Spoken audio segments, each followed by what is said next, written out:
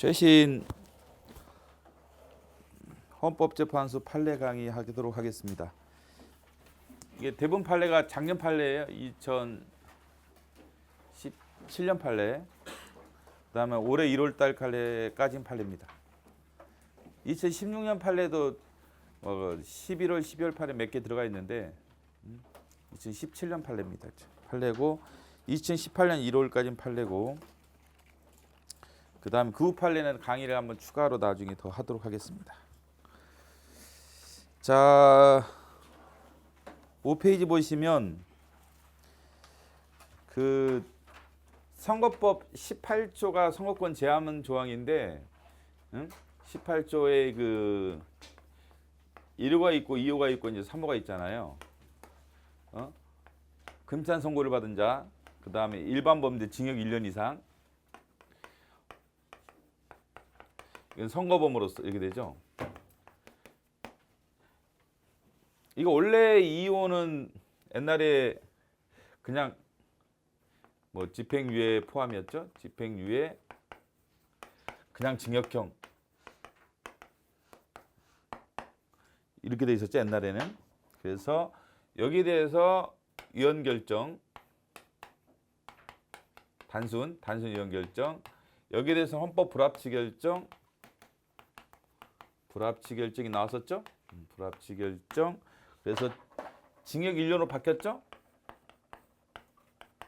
1년 이상 이거 집행 중에 있는 자에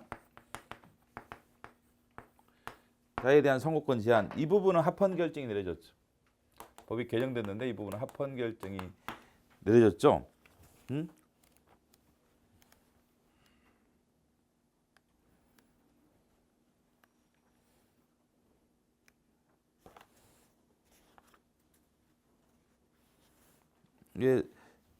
이게 39번 9번에 2번 문제죠. 이거 징역 1년 이상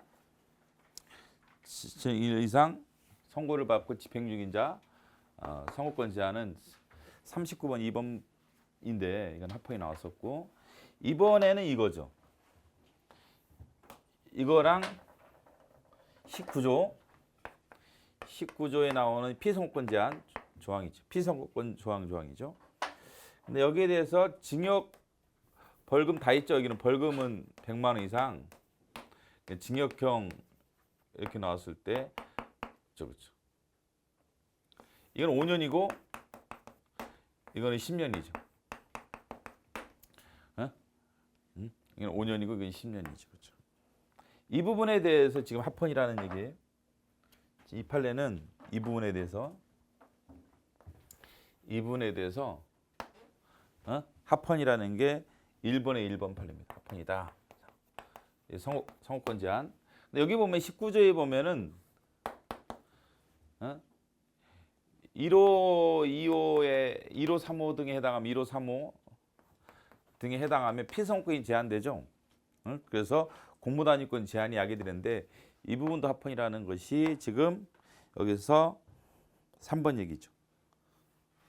1번에 1번, 1번에 3번 내용입니다. 합헌이겠죠, 그렇죠? 이게 선거범죄이기 때문에 선거의 공정성 확보라는 차원에서 일반 범죄보다, 이거는 일반 범죄죠. 일반 범죄보다 좀 더 규제를 엄격히 할 수도 있겠죠. 그래서 벌금 100만 원만 나와도 5년간 선거권 행사할 수 없다라는 것은 공정한 선거 차원에서 선거법 위반을 예방해야겠죠. 선거법 위반을 예방하기 위해서라도 공정선거를 위해서 합헌이라는 게 헌재 판례 내용이었습니다.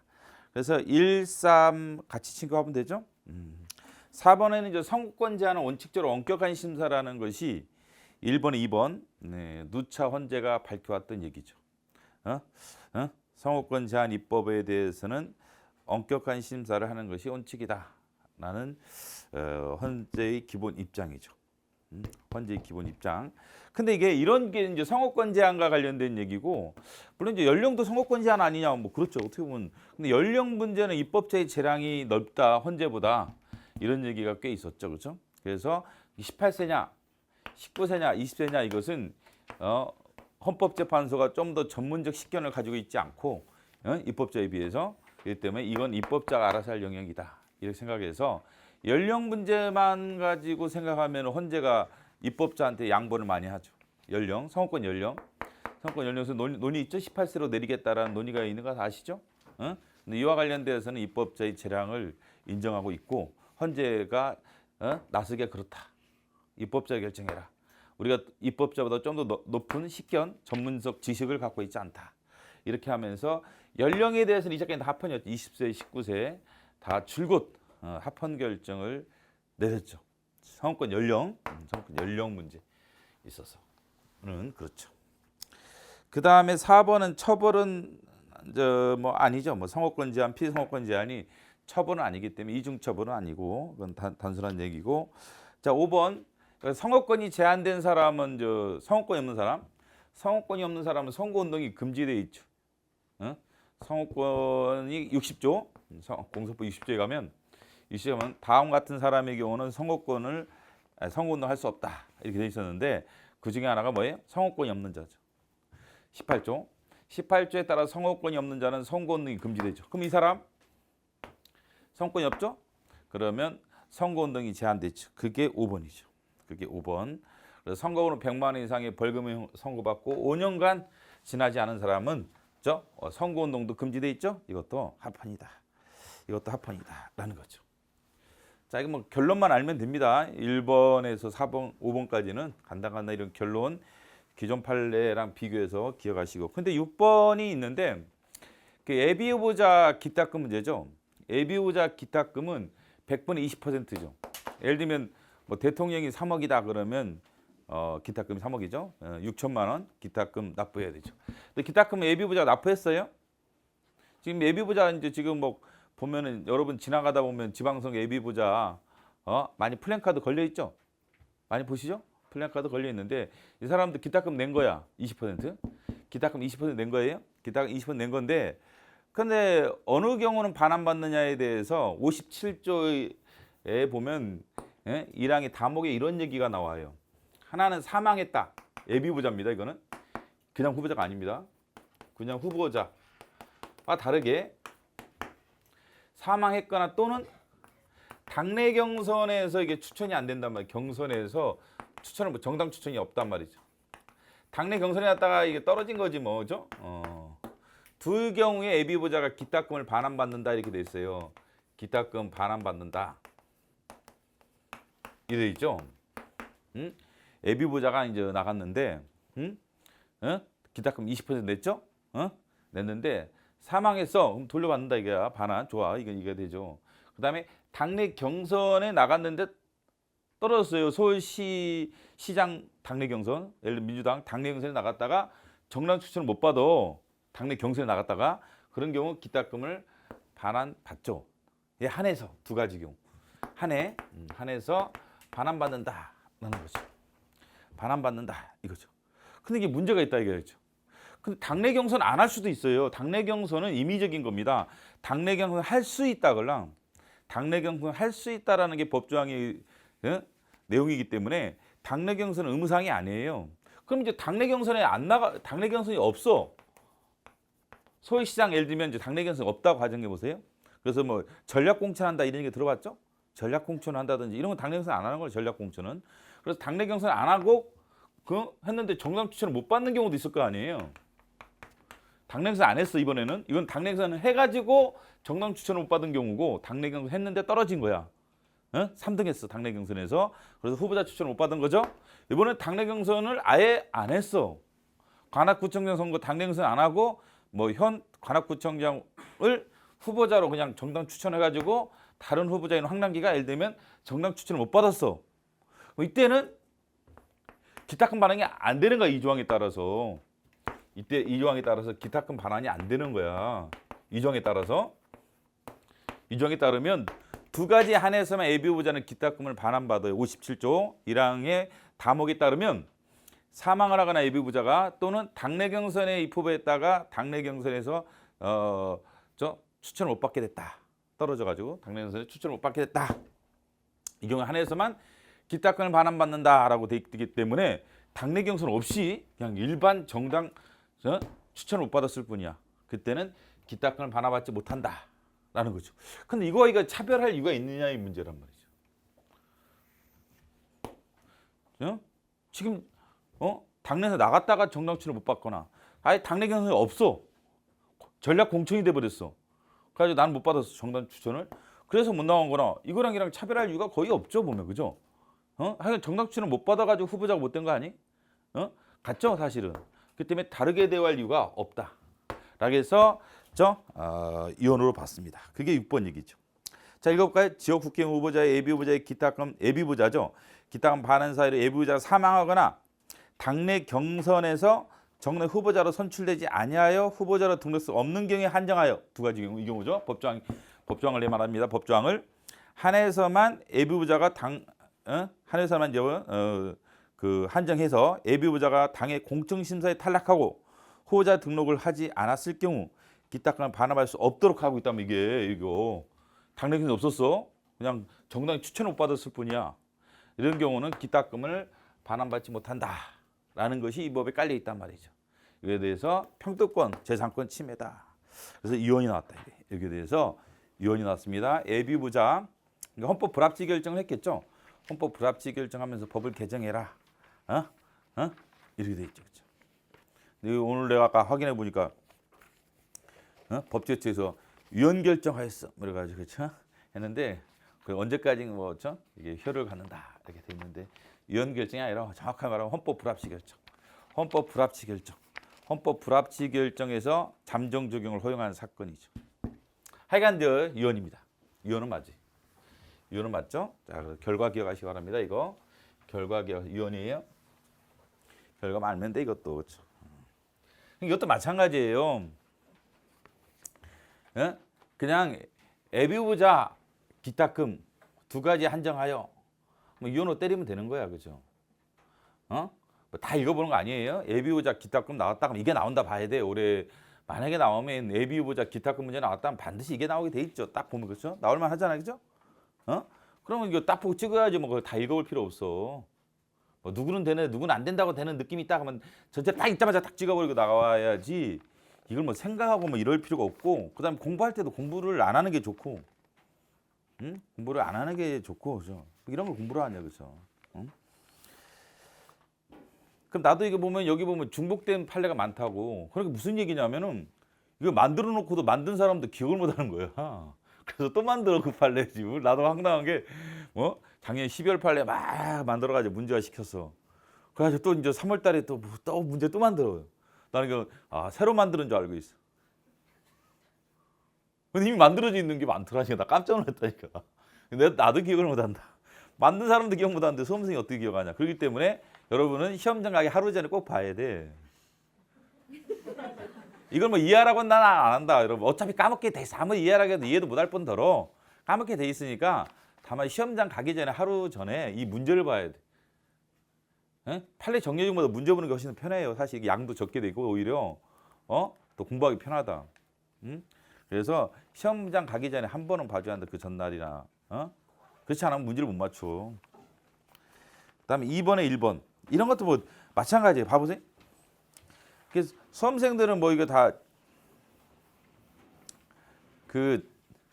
읽어보려는데 이게 다 읽어보려고 하지 말고 그냥 가집행 선고 나왔다 이겠지. 가집행 선고 판례가 두 가지라는 걸 기억을 하셔야 돼. 이제까지 우리가 위헌인 거 하나 기억나죠, 그죠? 그죠? 국가를 상대로 승소했을 때는 가집행을 선고할 수 없다는 소송 촉진 특례법이 위헌이 나왔죠. 평등권 침해죠. 근데 가집행 선고 하나 더 나왔는데 이게 합헌이 나왔다 이게. 가집행 선고 판례가 가집행을 선고할 수 없다. 국가를 상대로 승소했을 때 가집행을 선고할 수 없다라는 소송 촉진 특례법 위헌이 나왔죠. 근데 이번에는 이제 선고할 수 없다가 아니라 다른 내용이죠. 근데 이게 심판 대상을 잘 몰라도 돼요.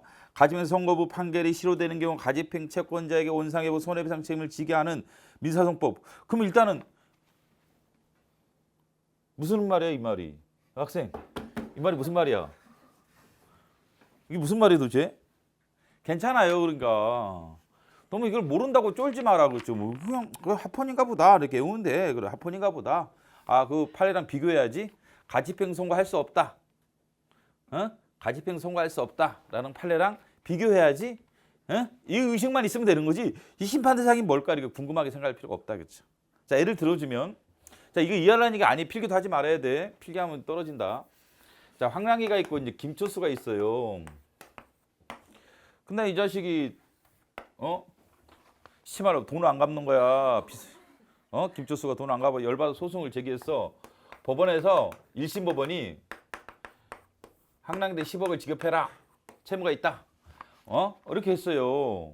그런데 애가 지금 집이 있어. 집도 있고 막 저 건물이 있어요. 근데 이게 대법원에 가면 가면 걸리는 시간에 빼돌린단 말이지, 이 자식이 돈을. 그렇잖아요? 팔아버리고 현금화 시켜가지고 돈 없다 그러고 배째라 이렇게 나가니까 법원에서 1심 법원에서 가집행을 선고할 수 있어.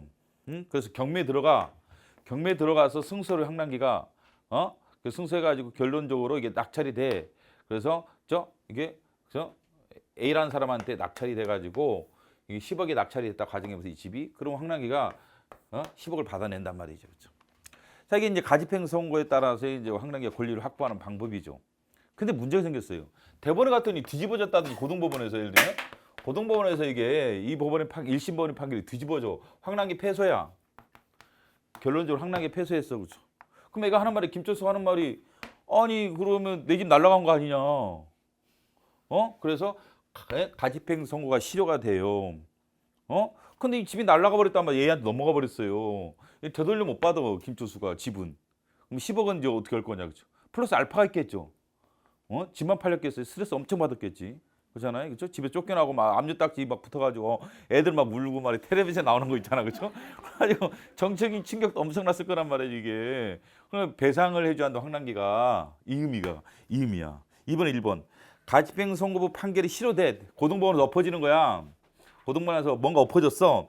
가집행 채권자 황량기에게 원상회복 및 손해배상 책임을 지게 하는. 원상회복이 가능하면 원상회복 시키고 안 되면 손해배상이야. 이런 게 일반적으로 원상회복이 안 될 가능성이 높아요.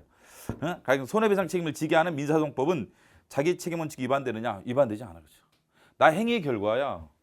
내가 가집행을 선고해달라고 또 그랬겠죠, 그렇죠? 그럴 거 아니에요, 그렇죠? 그것 때문에 결과에 대한 책임을 지는 거니까 자기 행위에 따라 자기가 책임지는 것은 자기 책임 원칙이 위반되지 않죠. 그래서 합헌이다, 그렇죠? 합헌이다. 자, 그게 마찬가지야. 지금 이런 뭐 논리를 알라고 하면 안 돼. 이거 공부하면 안 돼, 이런 건. 머릿속 깨끗하게 지어야 돼. 가집행 선고 판례가 두 개구나. 하나는 가집행을 선고할 수 없다는 소송 추진 특례법 위헌이구나. 그 다음에 뭐 가집행 선고된 실효됐다 뭐 합헌이구나. 가집행 선고됐는데 뭐 실효됐는데 뭐 배상 어쩌고 뭐 이거 합헌이구나. 이러면 아주 훌륭한 거예요. 이걸 이 의미가 뭐지 이렇게 따지고 있을 시간도 없고 그거 공부하지 마라. 자, 소규모 건축물로서 건축자가 직접 시공하는 건축물의 경우 허가권자가 해당 건축물의 설계에 참여하지 않는 자중에서 공사 감리자를 지정하는 건축법은 합헌이겠죠. 상식적으로 이건 딱 봐도 의미가 알죠. 그렇잖아. 1번은 이게 의미가 뭘까 잘 모르겠는데 2번을 읽어봐도 그래야 할 것 같죠. 이런 건 더더욱 공부하지 마라. 1번은 모르니까 공부하지 마시고 2번은 아니까 공부하지 마시고 공부할 게 없다. 그렇게 공부해야 돼. 그렇게 멍청한 놈들은 모르는 것도 공부하고 아는 것도 공부하고 그게 시간 낭비하는 거겠죠. 그거 다 알잖아. 딱 보면 그렇지? 아니 무슨 성병은 뭐 있어? 건물의 안정성 차원에서 제3자가 건물에 문제가 없다 이렇게 해줘야 한다 이게 감리자가 제3자 해야죠. 그래서 건물에 문제가 없다 그렇게 해주면 이제 문제가 없겠죠, 그렇죠? 그래서 건축 설계 등에 관여하지 않은 제3자에게 감리를 담당하도록 해라. 이거 그래야겠죠, 그렇죠? 계약의 침해가 아니다. 성폭력 범죄, 뭐 정신적인 장애로 한거 불능. 이게 처벌해야지 뭐 어떻게 하겠어? 한거 불능, 한거 곤란, 그죠? 가늠한 사람 처벌하겠다. 합헌이다, 그렇죠? 합헌이다. 그렇죠? 종업원이 고정 조치 의무를 위반하여 화물을 적재하고 운전한 경우, 고정 장치 잘 해야 되는데 가다가 떨어지는 거야, 그죠? 화물차에서 뭐 큰 물건 떨어지는 거 많이 보셨죠? 고속도로에서 그거 화물을 적재하고 운전한 경우 그를 고용한 법인을 면책 사유 없이 얄짤 없이 처벌하는 것은 책임지 원칙에 위배된다. 그렇죠? 근데 이거랑 대비되는 판례 하나 최근에 한번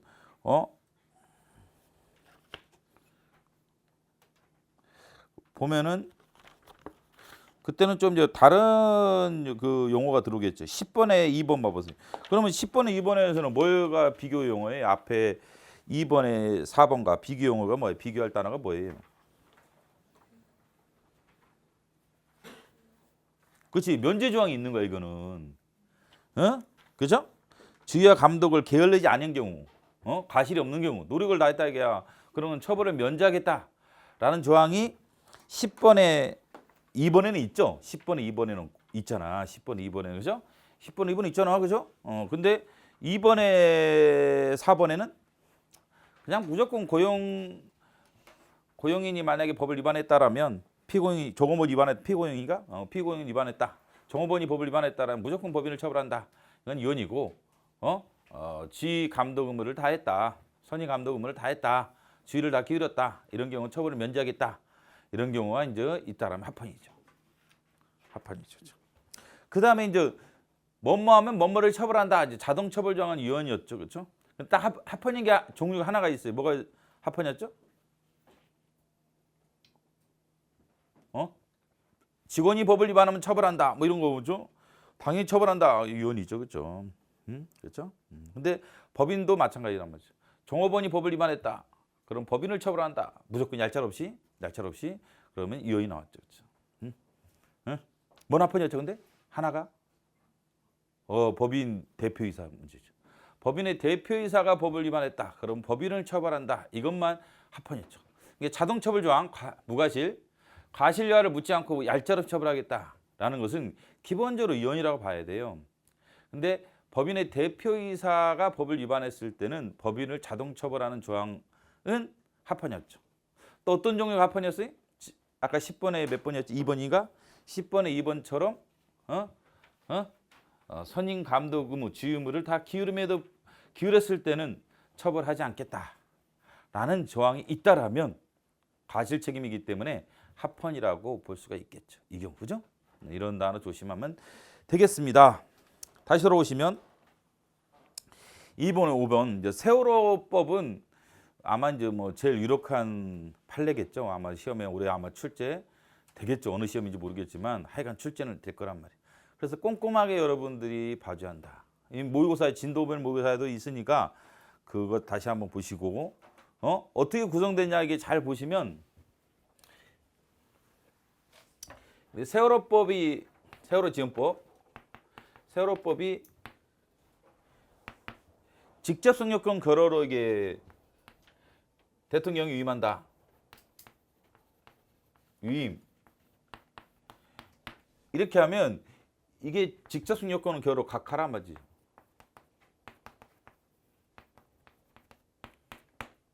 각하. 대통령 위임한 부분 어떤 게 위임했냐면 그러니까 2번, 5번을 봐보세요. 2번, 5번은 심판 대상이 뭐예요? 2번, 5번은 법률이에요, 시행령이에요. 그렇지. 세월호법 시행령. 이건 직접성을 충족한 거야. 그래서 이혼이 나왔단 말이지. 일반 행동의자의 침해다. 일반 행동의자의 침해다.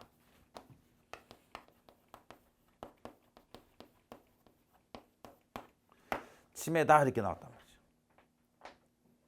말이죠. 그래서 세월호법에서 보상 절차 등에 관련돼서는 대통령으로 정한다 이렇게 말했을 때 이거는 직접 선역권을 결여한단 말이죠.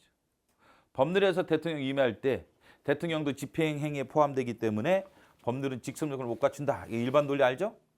김호왕이 배웠던 일반 논리가 여기에 적용이 된 거예요.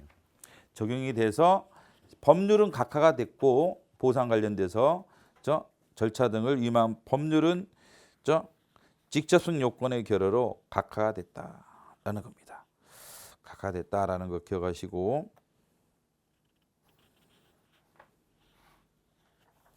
근데 시행령 여기에 따라 나온 시행령은 법률 유보 원칙에 위반돼서 이혼이 나왔습니다.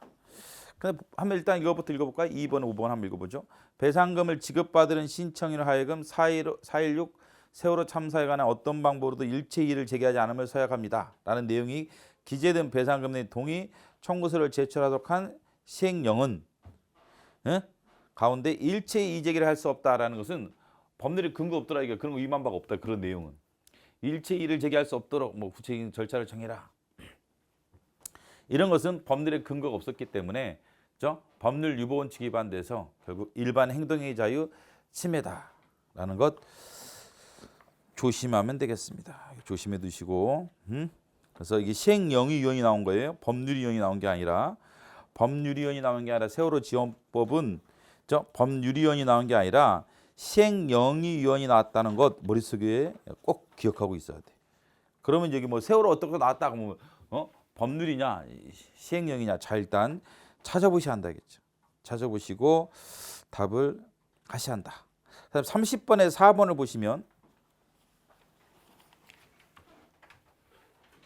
30번에 4번 이 판례에서 또 하나 더 나왔던 게 법률이 하나 합헌이 나왔던 게 있었어요. 법률이 합헌이었던 게 나오는 거 있는데 그것은 동의했을 때 그것을 재판상 화해로 본다. 재판상 화해로 본다라는 것은 합헌이 나왔죠. 재판청권 침해가 아닌 것으로 결론이 내렸죠. 그렇죠? 결론이 내려졌다라는 걸 기억하시기 바랍니다. 그래서 이제 동의했을 때 재판상 화해로 본다라는 대표적인 판례가 뭐뭐 있었죠? 교과서에 나와 있는 국가배상법 판례가 제일 유명하죠. 첫 번째 판례였죠. 국가배상법상 심의의 보상 액수 등에 대해서 동의했다. 그래서 보상금을 수령했다. 이것을 재판상에 화해로 보겠다. 심의 결정을 재판상 화해로 보겠다라는 거에 대해서 위헌 결정이 나왔죠. 그죠? 재판청권 침해다. 라고 해서 위헌 결정이 나왔죠. 그 다음에 뭐가 또 합헌이 나왔죠? 뭐는? 그렇죠. 특수임무 수행자. 특수임무 수행자법에 유사조항이 있었는데 여기에 대해서는 합헌 결정이 나왔죠. 그 다음에 세월호 지원법에도 유사조항이 있었죠. 재판 화해로 본다라는 유사조항이 있었는데 이것도 합헌이 나왔죠. 이것도 마찬가지야. 그럼 이제 재판상 화해로 본다라는 그 심판 대상이 나왔을 때 심판 대상이 국가배상법인지 특수무해자 지원법인지 세월호 지원법인지 잘 보시고 세월호법인지 특수무해 수행자법인지 국가배상법인지 보시고 빨리 때리는 연습을 하셔야 돼. 헷갈리지 마시고. 뭐죠? 무슨 뭐 재판 화해로 본다.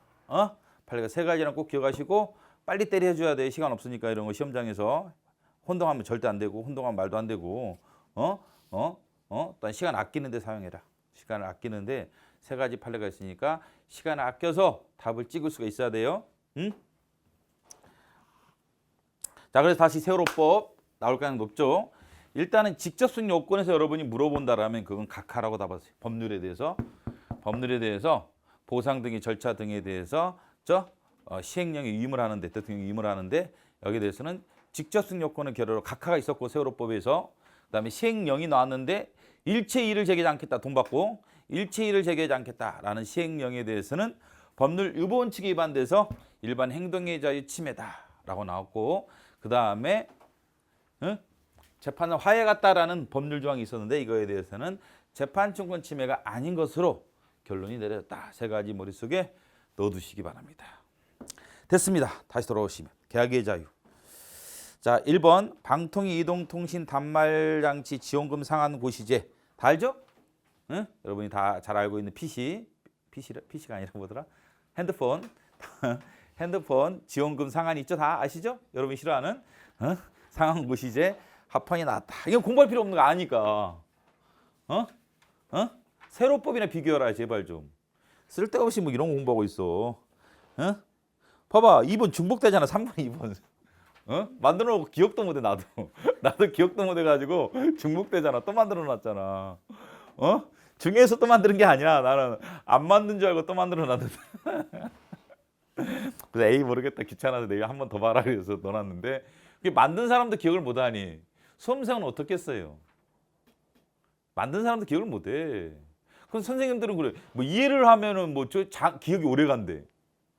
그럼 나는 이해를 못해서 기억이 오래 안 갔나? 지금 장난치는 거야? 그럼 선생님 맨날 그래. 이해를 하래. 이해를 하면 오래 간대. 장기 기억하던데.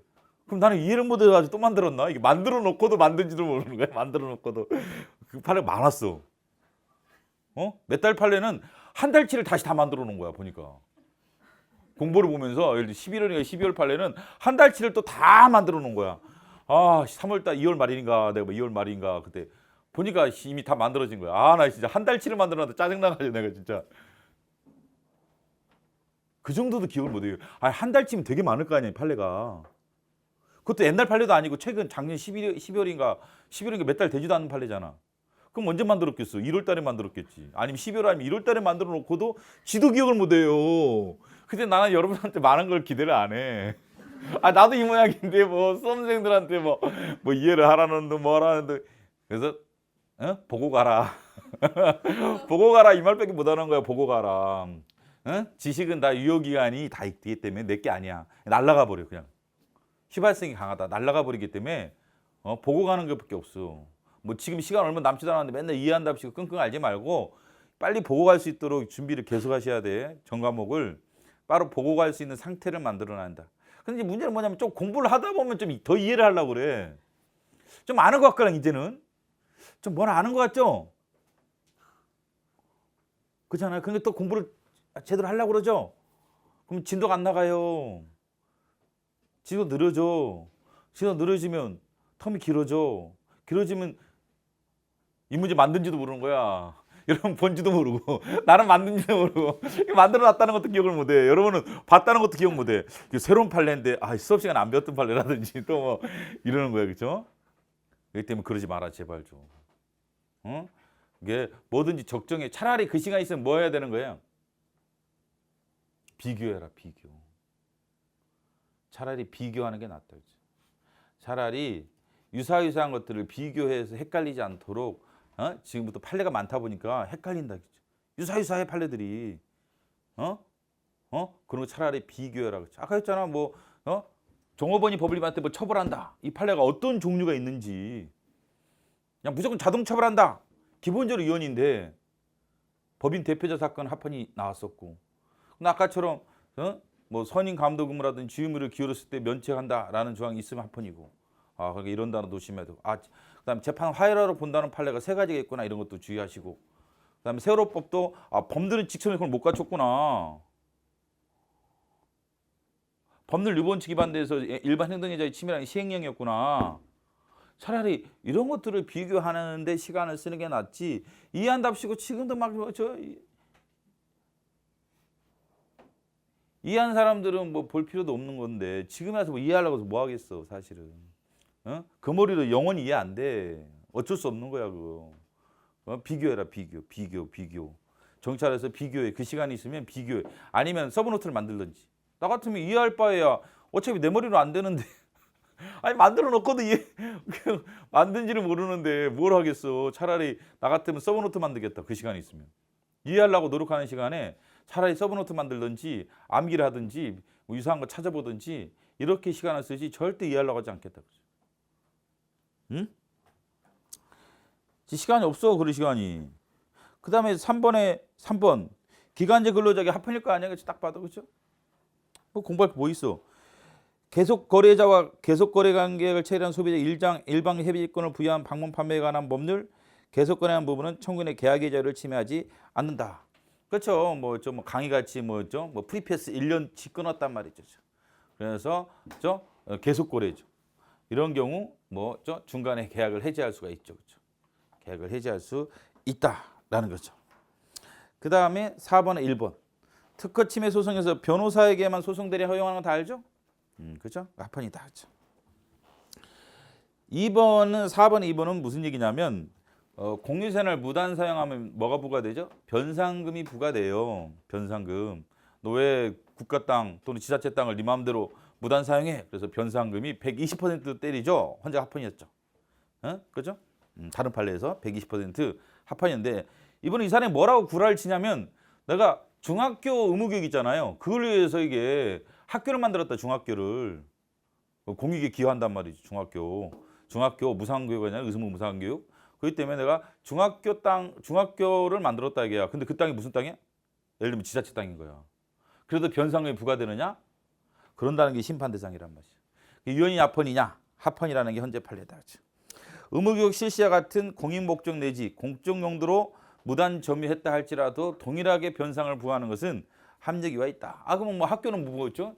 뭐 지네들이 치해복권지대야. 학교 이사장은 치해복권이 학교 이사장은?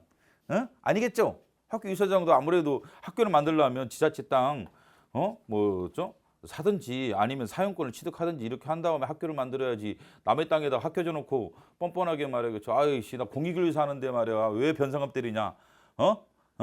이렇게 좀 뻔뻔한 놈들이죠. 그래서 합헌이다 그렇죠. 자, 국민의료보험 직장가입자 이제 지역가입자 사건 다 합헌이었죠. 이제까지. 직장가입자, 지역가입자 하나를 묶는 것 또는 차별하는 것 다 합헌이 나왔었죠. 이게 뭐 굳이 볼 필요 없단 말이죠. 지금 건강보험 다 통합된 거 다 아시죠?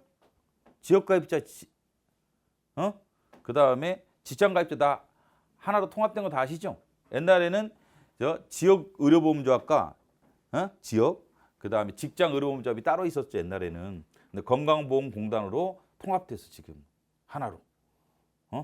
그래서 그죠? 그 합헌이 되죠. 공기업의 직원을 형법상 뇌물죄로 정의할 때 공무원을 의지하는 것 평등원칙 위반되지 아니한다. 그럼 이거 할 때 뭘 떠올려야 돼요? 이걸 떠올리는 게 아니라 차라리. 뭐는 유언이었죠 이게?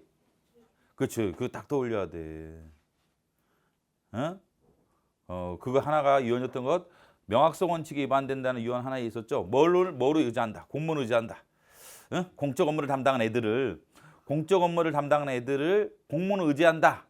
평등원칙 위반이 아니죠, 그렇죠? 평등원칙 위반이 아니다, 그렇죠? 공적 업무를 담당하는 뭐 공사 직원들 많죠, 금융의 임직원들 등등등을 공무원을 의지하겠다. 그래서 뇌물죄를 적용하겠다. 이거 평등원칙 위반이 안 되죠. 평등원칙에 위반되지 않는다라는 게 현재 기본 입장이죠. 다만 명확성 원칙이 위반되는 게 다 하나 있었는데 제주도 영향평가 위촉위원 사건이었죠.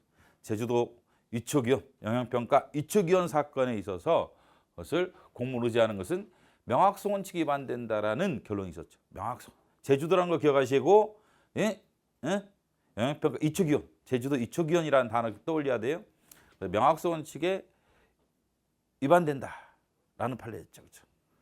왜 그러냐면 알기로는 알 필요 없다. 그치? 왜를 할 필요 없다. 그냥 제일 편한 거야. 뭘 의지하는 거 다 펀인데 뭐만 이유니까 제주도에는 명확성 위반이야. 그렇게 하면 충분히 문제를 맞추는데 지장이 없어요. 왜 하라면 더 헷갈려. 막 그걸 떠올려 시험장에서 수험생들이 왜일까 하다가 또 엉뚱하게 생각해요. 여러분 이제 뇌는 여러분들을 잘 속여요. 절대 믿지 마라. 여러분 시험장에서 뇌는 여러분을 속이는데 천재다. 잘 속아. 뇌를 믿으면 안 돼. 감각을 믿어야지 뇌를 믿으면 안 된다. 그렇죠? 준비를 해야 하고 정리해야 되고 감각을 믿어야지 머리를 믿다가는 저 시험장에서 골치 아프다. 시험장에서 그렇죠? 잘 속는다 우리가. 그렇죠? 그래서 차라리 더 단순한 게 더 나은 거야. 그래 뭘 공무원 의지한다. 다 펀인데 제주도 이거 위헌이야. 이렇게 하면 되게 단순하잖아. 안 까먹걸랑. 시험장 찍어요. 근데 막 논리를 생각하면 다른 판례라고 또 착각해 버려. 그렇죠? 다른 판례라고 또 착각해. 그거 더 위험해. 그거도 더 위험해. 걔네들이 더 위험해. 차라리 그래 좋다. 무엇을 공무원을 의지한다. 뇌물죄를 적용하겠다. 합헌이다. 평등원칙이 위반되지 않는다. 다만 제주도 환경 영향평가 환경은 아니었다. 영향평가 위원들 이촉 위원들을 공무원으로 의지한다는 것은 명확성 원칙에 위반된다는 헌재 판례가 있었다. 이게 대법원은 그런데 공무원 의지했죠. 이촉 위원들을 공무원을 의지한 대법원 판례가 있었어요. 그래가지고 문제가 됐던 거예요. 헌재는 그걸 위헌으로 봤죠. 대법원 판례가 좀 충돌하죠. 이게 차라리 이게 비교하는 게 낫다는 이해하는 데 시간 쓰지 말고 키워드 비교해 두시고 시험장에서 써먹을 무기를 만들어야지 시험장에 써먹지도 않을 무기들을 잔뜩 만들어 가지고 말이야. 그렇죠? 써먹지도 못한 무기 만들어서 뭐 하려고 그래 지금. 그다음에 5번 1번 정신성적 장애인에 대한 치료 감옥 기한을 15년을 합헌이겠지? 그건 딱 봐도 그렇죠? 정신 이상한 애들 말이야. 15년 괜찮지 뭐. 옛날에는 치료 감옥 기간에 제한이 없어도 합헌이었는데. 치료 감옥 기간에 상한을 두지 않았다. 이거 합헌이었던 기억나나요? 치료 감옥 기간에 상한을 두지 않았다 합헌. 15년은 이제 더 내려간 거야. 옛날에 상한 자체가 없어. 100년도 됐던 거야. 15년 했으면 양반이지. 그치? 근데 이제 뭐 알코올 중독자 2년과 평등권 침해 아니냐 그러는데 알코올 중독은 좀 정신병 수준은 아니기 때문에 그죠? 2년이면 촉한데 정신병원아 뭐 15년 괜찮다 이런 얘기했죠.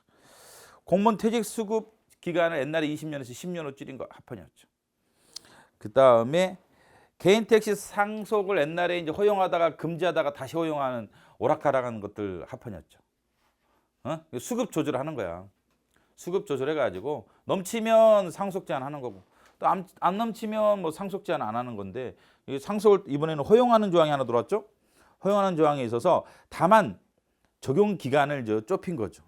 이를 2015년 6월 2일 22일 이후 상속이 성립하는 것부터 적용한다. 근데 그 전에 상속한 것은 소급 적용하지는 않겠다. 그죠? 소급 적용하지 않겠다. 예를 들면 2014년에 상속받았단 말이야. 그건 안 돼. 상속 못 받은 거지. 아버지가 2014년에 돌아갔어. 개인 택시 아버지가 2014년에 돌아갔어. 그러면 안 돼. 그죠? 16년에도 돼. 이렇게 법을 만들었는데 혜택을 주는 법에 소급 적용하지 않는 거죠. 웬만하면 합헌이죠. 맞죠? 이게 맞아. 혜택을 주는 법률을 소급 적용 관련해 가지고 차라리 그런 거 정리해서 암기를 하실 거 딱 정리하시고 그런 것들이야말로 정리할 것들은 많다. 이해하려고 하지 말고 정리를 좀 해라. 시혜적인 소급입법 해야 할 의무가 있느냐? 없다. 입법제의 재량이다. 그 다음에 침익적인 소급입법과는 다른 심사기준이 적용된다. 침익적일 때는 엄격하게 적용해야겠죠. 그 때문에 혜택을 주는 데서 소급 적용 여부는 엄격한 심사를 하지는 않습니다. 그래서 저 침익적인 법의 소급 적용과 다르게 시혜적인 소급입법의 소급 적용 여부에 대해서는 완화된 심사를 한다. 그렇다고 해서 유언이 될 가능성이 없다는 건 아니다. 평등원칙에 위반될 여지가 있다. 있다. 그래서 시혜적인 법의 소급 적용할 헌법상의 의무는 없고 시혜적인 소급입법을 할 거냐 말 거냐 입법제의 재량이 폭넓고 그다음에 침익적인 법의 소급 적용과 달리 완화된 심사를 한다. 심사기는 다르고 평등원칙에 위반될 여지가 있긴 하다. 이런 거나 잘 정리해놔라. 이해하려고 하지 말고 시험에 나오는 문구들 중에 헷갈리는 것들 잘 정리해 두시고. 이거 합헌이죠 뭐. 혜택을 주는 법을 소급 적용하지 않아도 괜찮지. 이런 거. 일반적으로는. 그다음에 아까 그러니까 또 똑같은 거네. 이거 똑같은 거야. 아까 학교. 무단점에 애를 두지 않았다 이겠죠. 저 중학교 이사장인데요. 저는 공익을 위해서 지자체 땅을 무단점했는데요. 그래도 변상금 맞게 됐죠. 합헌. 자, 6번은 1번을 읽으면 잘 이해가 안 되니까 2번부터 읽어보세요. 그러니까 이제 자활사업 참가 조건을 부과하면서 이제 생계급여를 지급할 수가 있단 말이죠. 예를 들면 뭐 50대 된 사람이 백수야, 백수 먹고 살기 힘들어. 재산도 없고 여러 가지 소득이 없어요. 그러면 저 생계급여를 지급하면서 조건을 걸 수가 있는 거야. 뭐 자활사업에 참가하라. 자활사업. 그러니까 이러이러한 뭐 사업에 참가하라. 라고 조건을 달면서 생계급여를 줄 수 있어요. 근데 거기에 대한 이제 애를 둔단 말이죠. 즉 조건을 못 달게 하는 경우가 있어요. 임신부. 이 신부가 지금 애가 저 뱃속에 7개월인데 생계급여 달라고 하니까 자활사업에 참가하라. 저기랑 쓰레기도 줍고 말이죠. 산에 가서 나무도 정리 좀 하고 말해. 그런 거 해라. 이거 할 수가 없잖아. 그러니까 애를 두고 있다면 그런 경우 뭐 임산부라든지 몸이 또 아프다든지 뭐 장애가 있다든지 이런 사람들의 경우는 생계급여 하면서 자활사업에 참가하라 이렇게 하기 그렇죠? 그렇기 때문에 애를 두고 있다 이게야. 그 누구는 애를 두고 있지 않냐? 6번 1번 대학원생. 대학원생한테 생계급여를 줄 때는 자활사업 참가 조항에 애가 없다 이겠죠.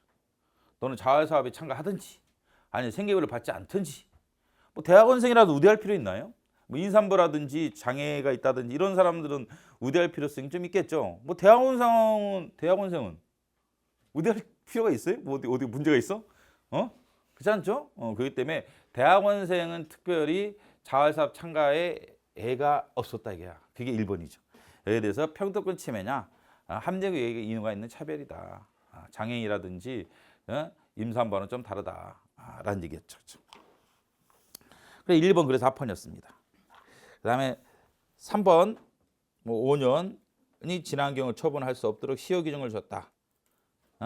이미 자격증 시험이 있었던 경우를 시효 규정이 적용 대상에서 제한 의료법.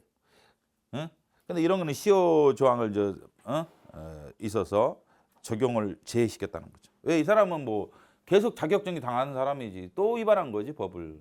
의료법을 계속 위반한 놈인 거야. 얄미운 놈이지. 이런 놈들은 저 자격정지 등을 2번 받았다든지 이랬을 때 시효 적용을 할 필요가 없겠죠. 그렇죠? 그 다음에 4번은 뭘 체크하는 거죠? 최근 판례가 또 나왔지만 옛날 판례 똑같다 사실은. 그렇죠? 의료법이죠. 의료법. 그래서 시행규칙은 이혼이었죠. 그렇지만 의료법이든 아마사법은 합헌이 나왔다. 이렇게 보시면 되겠죠. 옛날 판례랑 큰 차이가 없습니다. 7번은 변리사도 마찬가지죠. 변리사 시험과 관련돼서 변호인단을 구분하지 않고 변호사협회에 가입해라. 옛날에 있었죠. 변호사협회에 가입해라. 이거 합헌이었죠. 이번엔 이제 변호사가 변리사 자격을 가지고 있을 때도 마찬가지다. 뭐 합헌이지 뭐죠. 그 다음에 2번이 유형이 나온 건데 이게 심판 대상을 알기가 참 힘들어요. 이 말이야. 봐봐.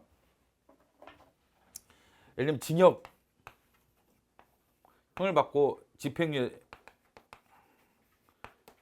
이게 실형 이게 집행유예. 네? 근데 이게 실형을 이제 뭐 1년 받고 끝났단 말이죠. 이때는 이때에서는 이제 이 소년에 대해서 공무원이 될 수 없다라는 이제 조항을 제외시켰단 말이죠. 공무원이 될 수가 있어요. 17살짜리 애가 범죄를 저질렀어. 징역형을 선고받았어. 6개월을. 그리고 끝났어. 끝나가지고 애는 공무원이 될 수가 있어요. A종을 소년들은 국가공무법에 특별보호 조항을 두는 거야. 국가공무법에 비해서 애들은 일자리 같은 거 이제 만들어 주는 게 재범을 예방할 수도 있어서 그런지 소년법이야. 소년법에 징역형을 선고받았다 하더라도 끝났으면 공무원이 될 수 없다라는 제한 조항을 제시켰단 말이죠. 공무원이 될 수 있는 거야. 근데 여기에 대해서는 제의 조항을 두지 않는 거야. 여기서는. 여기는 될 수가 있고 여기는 될 수 있다는 조항이 없었기 때문에 집행유예 기간 중에 될 수가 없어요. 얘는. 공무원이. 근데 어떤 놈이 더 나쁜 거야? 징역이랑 집행유예랑 비교하면. 아마 이놈이 나쁜 놈이죠. 일반적으로 따지면 그렇죠? 그럴 거 아니에요, 그렇죠? 징역형과 집행유예를 구분하자면 실형을 선고받은 애는 나쁜 놈이죠. 이 소년에 대해서 18살 소년이 2명 있어요. 2명 있는데 애에 대해서는 공무원이 될 수 있다라는 애정을 특별히 뒀단 말이죠. 공무원이 될 수 있다는 애정을 뒀어요. 근데 애에 대해서는 애정이 없는 거예요. 이게 공무원이 될 수 없는 거예요. 애정이 없다 보니까 국가공무법이 적용돼 가지고 애정에 적용이 없기 때문에 국가공무법이 적용돼서 공무원이 될 수 없단 말이죠. 그래서 애가 문제를 제기하는 거예요. 이놈이 더 나쁜 놈 같은데 나보다 얘는 공무원이 될 수 있는데 왜 나는 될 수 없느냐 라고 해서 문제를 제기했는데 평등권 침해다라는 겁니다. 그래서 2번 이런 키워드 보는 거야. 소년법이라는 걸 체크해 보시고 그다음에 선고 유예 기간 이런 단어 보시고 때리면 돼요. 자, 소년법이라는 걸 체크하시고 집행유예 선고를 받고 유예 기간. 소년법이라는 걸 체크하시고 형의 집행유예 선고를 받고 유예 기간 중인 자에 대해서는 특례 규정을 두지 않아 공무원 임용을 제한받도록 돼 있다 이게야. 누구는 집행유예 유예 기간 중에 있는 자의 경우는 공무원이 될 수가 없어요. 집행유예 기간 동안 내에서 실형을 선고받은 자에 대한 애정은 있는데 여기는 애정을 두고 있지 않은 것 평등 위반된다라는 거죠. 위반되는 거죠. 기억하시고. 3번 의료기 관련 리베이트를 다른 영역에 비해서 엄격하게 처벌하는 의료법은 수범자가 의료인이라서 차별한 것이냐에 대해서 아닌 것으로 봤습니다. 수범자가 의료인이라는 사회적 신분에 따른 차별이 아니다. 이거는 국민의 건강 안전 이런 차원에서 의료기기에 대해서 특별한 조항을 둔 것이지 의료인이라는 사회적 신분을 가지고 차별한 건 아니다. 이렇게 봐가지고 의료인이라는 사회적 신분에 따른 차별은 아닌 것으로 결론 내렸습니다. 4번. 이거는 또 게을리한 경우만 처벌하도록 한 거죠. 괜찮지 뭐죠? 게을리한 거요? 뭐 당연히 처벌해야죠. 그 다음에 8번. 14세 미만을 추행한 자는 강제징에 준하여 처벌한다. 그렇죠? 13세 미만. 예, 아동들 성추행은 좀 더 엄격하게 다뤄야겠죠. 아동의 성추행의 경우는 강제추행하게 준하여 처벌한다. 뭐 강제로 한 건 아니더라도 겁 줘가지고 추행하는 거지. 12살짜리 애들한테 겁을 줘가지고 처벌한단 말이죠. 그런 경우 추행한 경우 강제 추행한 것을 준하에 처벌한다. 그렇죠? 뭐 강제로 한 건 아니지만 예를 들면 애한테 뭐 겁주는 거지. 너 거짓말한 적 있지? 너 엄마한테 잃는다. 그래서 성추행한다든지 이력으로 그런 강제추행과 같은 것으로 이해를 해야 한다 이거죠. 응? 그다음에 일정한 범위의 사업을 산재법상에 적용돼서 제한 산재보호법 평도 위반되지 않고. 그다음에 유언이가 하나 나왔네. 오래간만에 그죠? 8번에 3번 유언이었습니다. 재외국민 사건이죠. 만약에 우리 재외국민 성호권 제한 이런 것처럼 유사하죠. 재외국민 성호권 제한처럼 그걸 떠올려 보면 재외국민의 영유아의 경우는 보육료, 양육수당을 주지 않는다. 국민이기 때문에 우리나라 국내에 있을 때 평등권 침해다라고 보는 거예요. 평등권 침해다라고 봤습니다. 그렇죠? 재외국민 영유아 보육료 지원하지 않는다. 이거 여기 나왔죠. 독립유공자 서원 등과 관련돼서 같은 레벨인데 여기 키워드가 이제 유적이냐 본인이냐의 문제죠. 같은 등급이라도 본인과 유족은 좀 다르죠. 유족은 좀 다르기 때문에 본인의 경우 좀 더 보상금을 많이 준단 말이죠. 그 평등권 침해냐 아니죠. 아무래도 그래도 뭐 본인과 유족 좀 다르죠. 본인을 우대할 수가 있다 있겠죠. 그다음에 9번 이런 합헌이겠지 뭐죠. 뭐 50억 이상일 때 1000일 이상의 유치기한에 한을 정한 형법은 신체의 자유를 침해한다. 침해하지 않겠죠, 그렇죠. 벌금이 많을 때 이제 뭐 이런 50억 이상일 때는 1000일 이상 유치기한 한 해야겠죠, 그렇죠. 해야 한다, 그렇죠. 그렇지 않으면 이게 황제 노역 문제가 그렇지 않아도 지금도 황제 노역이라고 하잖아. 뭐 하루당 일당이 뭐 400만 원이라는데 뭐 그런 얘기 들어보셨죠? 근데 만약에 이게 벌금이 1000억이면요. 1000억이면은 1000일까지 마이너스니까 하루당 얼마인가? 하루당 그럼 얼마예요, 그렇죠? 하루당 1억이 나오나? 벌금이 1000억이 나왔다라면 1000일이면 하루당 1억이요. 그래서 이 사람이 문제를 제기하는 거야. 왜 1000일까지 이렇게 유치기한을 하도록 하느냐? 아이씨, 더 해야 되는데. 1000억이면 1000일 가지고 되겠어. 뭐 40년 한 유치기한 해야지. 그다음에 자 이제 중요한 내용이 나왔습니다. 이게 아니라 2번부터 잘 보셔야겠죠. 이런 거 신경 써야 돼. 이런 건 신경 써야 한다. 이거는 신경 써야 돼요. 뉴욕장 유치 조항을 시행일 이후 최초로 공수 제기하는 경우부터 적용하는 형법 부치 2조 1항은 형벌부서 위반돼요. 이게 무슨 얘기인가 그렇죠? 3번부터 읽어볼까요? 형벌부서 적용되는 처벌의 범위는 형법에 정한 형벌의 종류에 한정되는 건 아니다. 자, 이것도 일단 기억해 보세요. 3번부터. 자, 형벌 불서 원칙할 때 형벌은 처벌에 한정되지 않는다. 좀 넓은 개념으로 보는 것 같아요. 이제까지 자, 우리 기존의 헌재 판례를 통해서 배웠던 것은 보호감호가 있었죠. 보호감호도 형벌 불서 원칙이 적용을 받는다는 얘기 있었죠. 그죠? 보완처분 중에 보호감호는 적용을 받고 나머지 뭐 관찰처분이라든지 DNA 정보 수집이라든지 신상정보 등록이라든지 등등은 형벌부서 적용을 안 받는다는 헌재 판례가 있었단 말이죠. 그렇죠? 보호감호는 적용. 근데 보호감호는 형법상 형벌은 아니야. 형법상 형벌은 아니었죠. 그래서 이중처벌 금지원칙 위반이 안 됐죠. 그렇죠?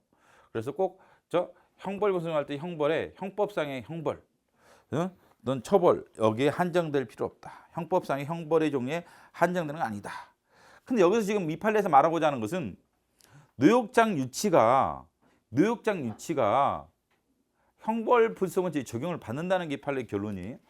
뉴욕장 유치도 형벌 불성원칙에 적용을 받는다. 대법원 판례에 따르면 4번도 사회봉사명령까지도 받는다. 자, 추가하셔야겠죠. 사회봉사명령도 받는다. 4번. 그래서 행위시법을 적용한다는 것은 형벌 불성원칙에 적용을 받는다는 거죠. 형벌 불성원칙은 뭘 하지 말라는 거예요? 행위시법이 아닌 사업법에 한 처벌금지죠. 행위시법이 아닌 행위시에는 법이 없었어. 행위시에는 법이 없었죠? 법이 없었어. 근데 그 뒤에 법이 들어왔단 말이죠. 뭐 판결시라든지 판결시에 법이 들어왔어. 이거 가지고 처벌하는 것은 사후위법에 한 처벌이란 말이죠. 금지되죠. 행위시법이 아닌 사후위법에 한 처벌 금지죠. 형벌 불성원칙은. 그러면 4번에서 사회봉사명령도 행위시법을 적용한다는 것은 행위시법을 적용하는 형벌 불성원칙이 적용을 받는다는 거죠. 그다음에 5번 노역장 유치도 마찬가지죠. 이유를 설명하죠. 5번에서. 노역장 유치는 벌금형의 부수적으로 부과되는 황양처분이란 말이죠. 벌금형의 부과하는 환영처분으로서 실질은 신체의 자유를 박탈하여 징역형과 유사한 형벌이란 말이죠. 그 벌금이 없다. 돈이 없다. 그럼 노역장 유치하는 거야. 내가 예를 들면 벌금 100억을 받은 황남기가 배째라 건다면 배째라. 나 돈 없다. 다른 사람 이름 다 해놓고 막 이래가지고 돈 없다. 그러면 이제 벌금 뭐로 바꿔? 노역장 유치로 바꾼단 말이죠. 유치로 바꾸는 거야. 강제노역 시키는 거지. 그래서 황제노역 하는 거지. 하루당 1억씩. 그래가지고 한 달에 예를 들면 그렇기 때문에 벌금이 형벌이죠. 그것을 벌금을 이게 납부할 능력이 없기 때문에 지금 어떻게 노역장 강제노역으로 바꾸는 거 아니? 그것 때문에 이것도 형벌적 성격이 강하다는 거고요. 그렇기 때문에 노역장 유치에도 뭐가 적용된다? 형벌 불수금 원칙이 적용돼서 행위시법에 따라 처벌해야 돼. 행위시법에 따라 부과를 해야 돼. 행위시법에 따라 부과를 해야 한다. 이런 말이죠. 환영처분으로서 5번입니다. 실질은 신체의 자유를 박탈하여 징역형과 유사한 형벌적 성격을 가지므로 노역장 유치와 관련된 법률의 개정으로 동일한 벌금을 선고받은 자에게 그 기간이 장기화되는 불이익이 가중될 때는 범죄 행위시법률에 따라야 한다. 행위시법률에 따라 벌금을 납입하지 않은 경우 유치기간을 정하여 선고해야 한다. 뭐가 아니라 판결시가 아니라. 그러니까 황제노역 때문에 이게 가중됐을 거란 말이죠. 행위시에는 내가 뭐 100억 벌금인데 여기서 100일까지만이었어. 100일까지. 그러니까 하루당 1억이야. 황제노역 문제가 생기자 여론이 막 악화됐잖아요. 그래가지고 법을 개정해서 유치기간을 늘렸을 거란 분명히. 노역장 유치기간을 늘렸을 거 아니에요. 황제노역 이런 문제 때문에. 그리고 판결시는 늘어났어. 이제는 이제 100일이 아니라 이 논리에 따르면 2000일이 된다든지 이렇게 돼버린단 말이죠. 100일이 아니라. 그랬을 때 이걸 적용해야 되느냐 이걸 적용해야 되느냐. 이걸 적용해야 한다. 이게 행위시법을 적용한다. 왜? 형벌 불수금 원칙에 적용을 받기 때문에 무슨 법? 행위시법. 형벌 불수금 원칙에 적용을 받기 때문에 무슨 법? 행위시법. 행위시법에 적용을 받는다겠지. 행위시법에 적용을 받는 행위시법. 응? 근데 지금 2번 올라가 보세요. 문제 2번 읽어보세요. 언제부터 적용된다고 했어요? 신법이? 2번에 무슨 법? 공소 제기되는 경우부터 적용한다. 그러면 여기 행위시에는 이게 예를 들면 100일인데 예를 들면 공소 제기 시 때는 법이 바뀌었어. 법이 100일이 아니라 만일이야 만일. 예? 옛날에 이 법에 따르면 내가 100일에 강제노역이 된단 말이지. 그래서 황제노역이 있으니까 비판이 있자 법이 개정된 거야. 법이 개정돼서 어떻게 된 거야? 만일이 됐어. 근데 부칙이 뭐라고 돼 있다고? 공소 제기됐을 때를 기준한다 이게야. 그럼 이게 있죠. 행위시법이 아니라 이때법이 적용되는 거야. 그렇기 때문에 형벌 불수금 원칙에 위반이 된다. 형벌 불수금 원칙에 위반이 된다라는 거지. 2번. 형벌 불수금 원칙에 위반이 된다라는 겁니다. 위반이 된다. 알았죠? 자, 정리 다시 한번 해볼까? 이제까지 우리가 형벌이다. 형법상의 형벌이다. 그럼 당연히 형벌 불수금 원칙이 적용을 받죠. 근데 보완처분 중에서는 뭐가 될 것이냐에 대해서 헌재가 뭐라고 했냐면 신체의 자유를 제한하는 보호감호처럼 지방법관은 신체의 자유를 제한하는 보완처분의 경우에도 적용이 된다. 그러니까 그 당시에는 보호감호를 예를 들었단 말이죠. 그리고 나머지 관찰처분이든 뭐 DNA 정보 수집이든 뭐 전자발찌든 뭐죠? 신상정보 등록이든 성범죄자들 이런 게 보완처분이지만 형벌 불수금죄 적용이 없기 때문에 행위시법이 아닌 재판시법에 따라 부과해도 부당하다. 이렇게 말을 해왔었죠. 여기까지 됐죠? 그런데 최근 판례를 통해 밝혀진 것은 신체의 자유를 박탈하는 이런 보완처분에 해당하는 것에 대해서 예를 추가로 2가지를 들었단 말이죠. 사회봉사명령. 이게 옛날 대법원 판례도 있었다는 거죠. 그래서 사회봉사명령. 그다음에 또 하나 이 판례에서는 뭐예요? 노역장 유치. 노역장 유치도 신체의 자유를 박탈한다는 측면에서 뭐의 적용을 받는다? 형벌 불수금 원칙이 적용을 받는다. 그래서 뭘 기준으로 한다? 무슨 법을 기준으로 한다? 행위시법을 기준으로 한다. 재판시법 또는 공소제기시법을 기준으로 노역장 유치를 하는 것은 형벌 불수금 원칙에 위반된다. 위반된다. 라는 거야. 이거 중요한 판례겠지? 중요한 판례야 이거는. 이건 정리도 하고 이해도 좀 해야 돼. 이건 이해도 하고 좀 정리도 해야 돼. 기존 판례랑도 비교해 보시고 기존 판례 뭐라 하겠다고? 보안 처분 중 신체 자해를 제한해서 징역형과 유사할 정도로 신체를 제한한 이런 보안 처분의 경우는 형벌부수의 적용을 받는다. 그렇지? 모든 보안 처분이 형벌부수의 적용을 받는다? 아니지. 일부만 받는다 이런 얘기가 있단 말이죠. 그 애로서 기존에 뭘? 보호감호를 예를 들어서 형벌부수의 적용을 받는다. 근데 관찰 처분은 받지 않는다. 이 기존 판례들이죠. 여기까지 좋아. 새로운 판례 사회봉사명령, 이 대부분 판례를 가지고 헌재 설명했단 말이지. 사회봉사명령도 그럴 거다. 이런 얘기를 했어요. 사회봉사명령도 그럴 거다. 형벌부수의 적용을 받을 거다. 신체의 자유를 제한한다는 측면에서 봉사장이 가야 할 거 아니야. 강제로 하여간 원하지 않지만 하여간 장애인 이런 데 도와주러 가라. 봉사명령 내렸다면 가야 한단 말이지. 그래서 그런지 신체의 자유를 제한한다고 생각해서 사회봉사명령도 그다음에 노역장 유치는 더 그렇겠죠. 느낌상 노역장 유치잖아. 신체의 자유를 제한하죠. 그래서 뭐의 적용을 받는다? 형벌 불소급 원칙의 적용을 받는다. 뭐도? 노역장 유치도. 그래서 뭐가 적용돼야 한다? 무슨 법? 행위시법. 근데 심판대상은 어떻게 생겼다? 9번, 2번. 이게 심판대상이야. 봐봐. 뭐라고 했어? 노역장 유치 조항을 시행일 이후부터 최초로 공소 제기가 되는 경우부터 적용한다. 근데 공소 제기되는 것부터 적용되는데 행위시는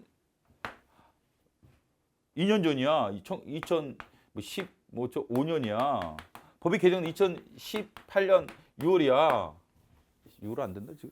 2월이야. 근데 오늘 기소가 돼. 공소 제기돼. 오늘. 오늘. 그럼 뭐가 적용되는 거야? 이 심판 대상에 따르면. 이게 적용되는 거죠? 행위시법이 아니야. 행위시법은 아니잖아. 그렇기 때문에 형벌 불소 원칙이 위반된다는 것이 9번에 2번이야. 9번에 2번. 됐죠? 그래서 노역장 유치 형벌이 적용받는다. 사회봉사명령 형벌이 적용받는다. 무슨 법이 적용된다? 행위시법이 적용된다.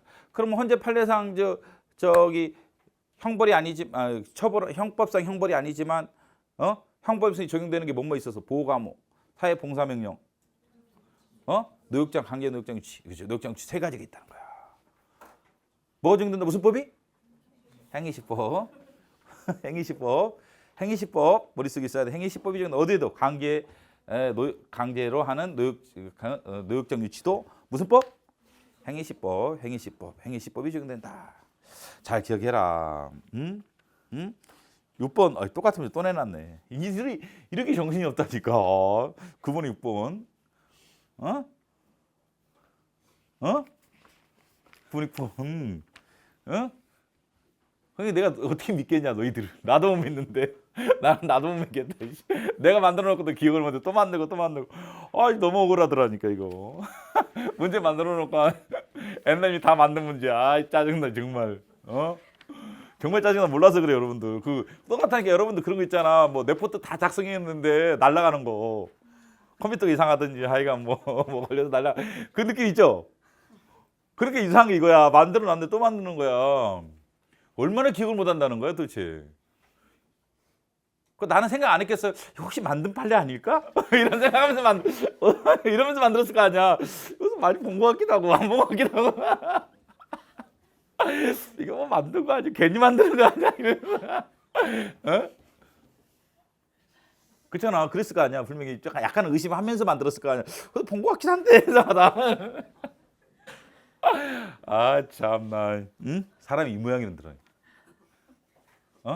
나는 판례 문제 나오면 항상 내가 만들기 때문에 이거 이상하다. 이씨.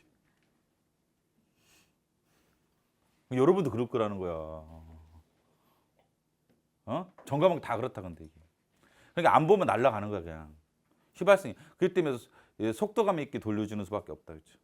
그래서 이번 계획표 잘 참고하시고 일정표를 잘 참고해서 해독도 돌려주고 암기도 해줘야 되고 이 두 가지가 다 가야지 하나만 가면 안 된다. 암기만 하는 거 그렇지. 정리만 한다든지 이것도 안 되고 또 재생만 계속 돌려다 이것도 안 되고 두 가지가 적절히 잘 조화를 이루어야지 좋은 결과 나오지. 안 돌려주면 기억이 안 나요. 다 날아가 버려. 이게 내게라는 게 없는 거야. 내게 어디 있어? 내게 없다는 거 생각 잘 하셔야 돼. 10번에 1번. 그리고 딱 받으면 이런 합헌이다 이렇게 하면 돼. 2번도 합헌이다. 3번 그죠? 철도 뭐 비행기도 그잖아. 뭐죠? 저서 사회에서도 폭력 행사하는 사람이 있죠. 운전자한테 처벌 가중해야지. 얘네도 그 대형 사고나 잘못하면 그죠? 응? 뭐 술에 뭐 어쩌고. 그 다음에 5번. 형벌 좀 얼마나 아파냐. 특별한 거 없으면. 뭐. 11번에 1번이 좀 까칠하게 내기도 했지만 자, 이게 의미 한번 읽어보세요. 일단 무슨 의미인지 한번 읽어보세요. 11번에 1번.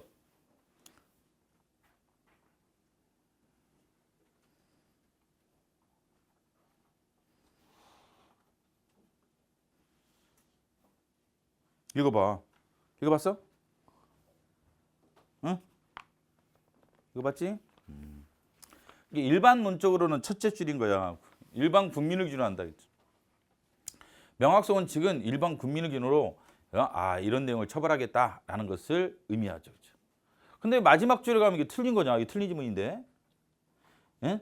이게 특수한 영역에만 적용되는 경우가 있기 때문에 그런 거예요. 응? 예? 그래서 일정한 국민에게만 적용된다. 일정한 신분 내지 직업, 지역에 거주하는 사람들이 적용될 때는 일반 국민이 아니라 그 적용되는 사람들을 기준으로 이게 명확성 원칙을 따지는 거예요. 그렇죠? 옛날 유명한 헌재 판례가 있었는데 그때 이런 얘기를 했어요. 그 예를 들어 이거랑 비교해봐. 살인죄랑. 살인죄는 우리나라 국민 모두에게 적용되는 거야. 이게 살인죄라는 것은 일반 국민이 봐서 누구나 예측할 수 있어야 한다. 대충 이런 행위를 살인이라고 이러면 처벌이 이렇게 되는구나. 이걸 일반 국민을 기준해야 돼. 살인죄 조항은 형법상의 살인죄 조항 그렇지? 근데 국무이탈죄는 국무이탈죄 헌재 판례에서 이런 얘기를 했어요. 국무이탈죄는 누구한테 적용되는 국무이탈이에요? 군인들이지.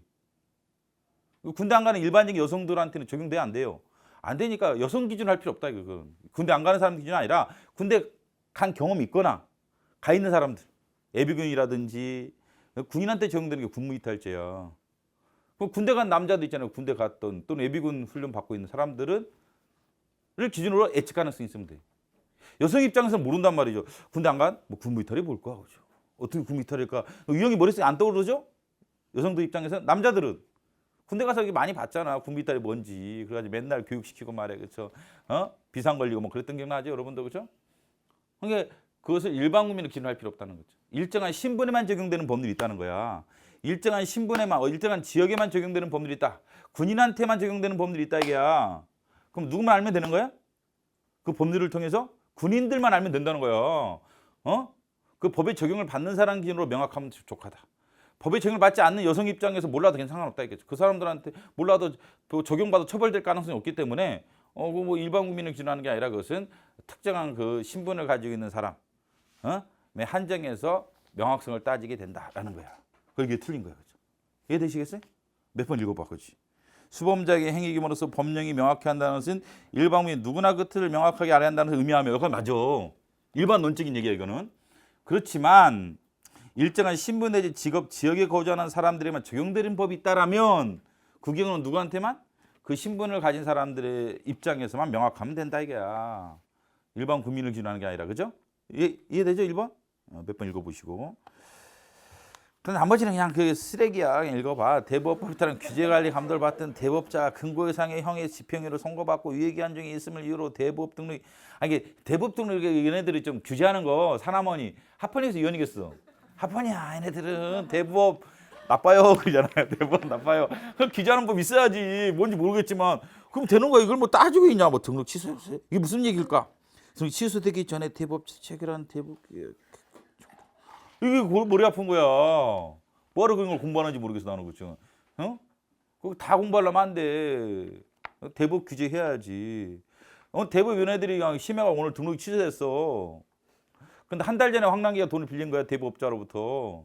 그런 경우 대법법의 규제를 계속 받아야 한다 그죠. 안 받으면 이게 더 문제인 거야.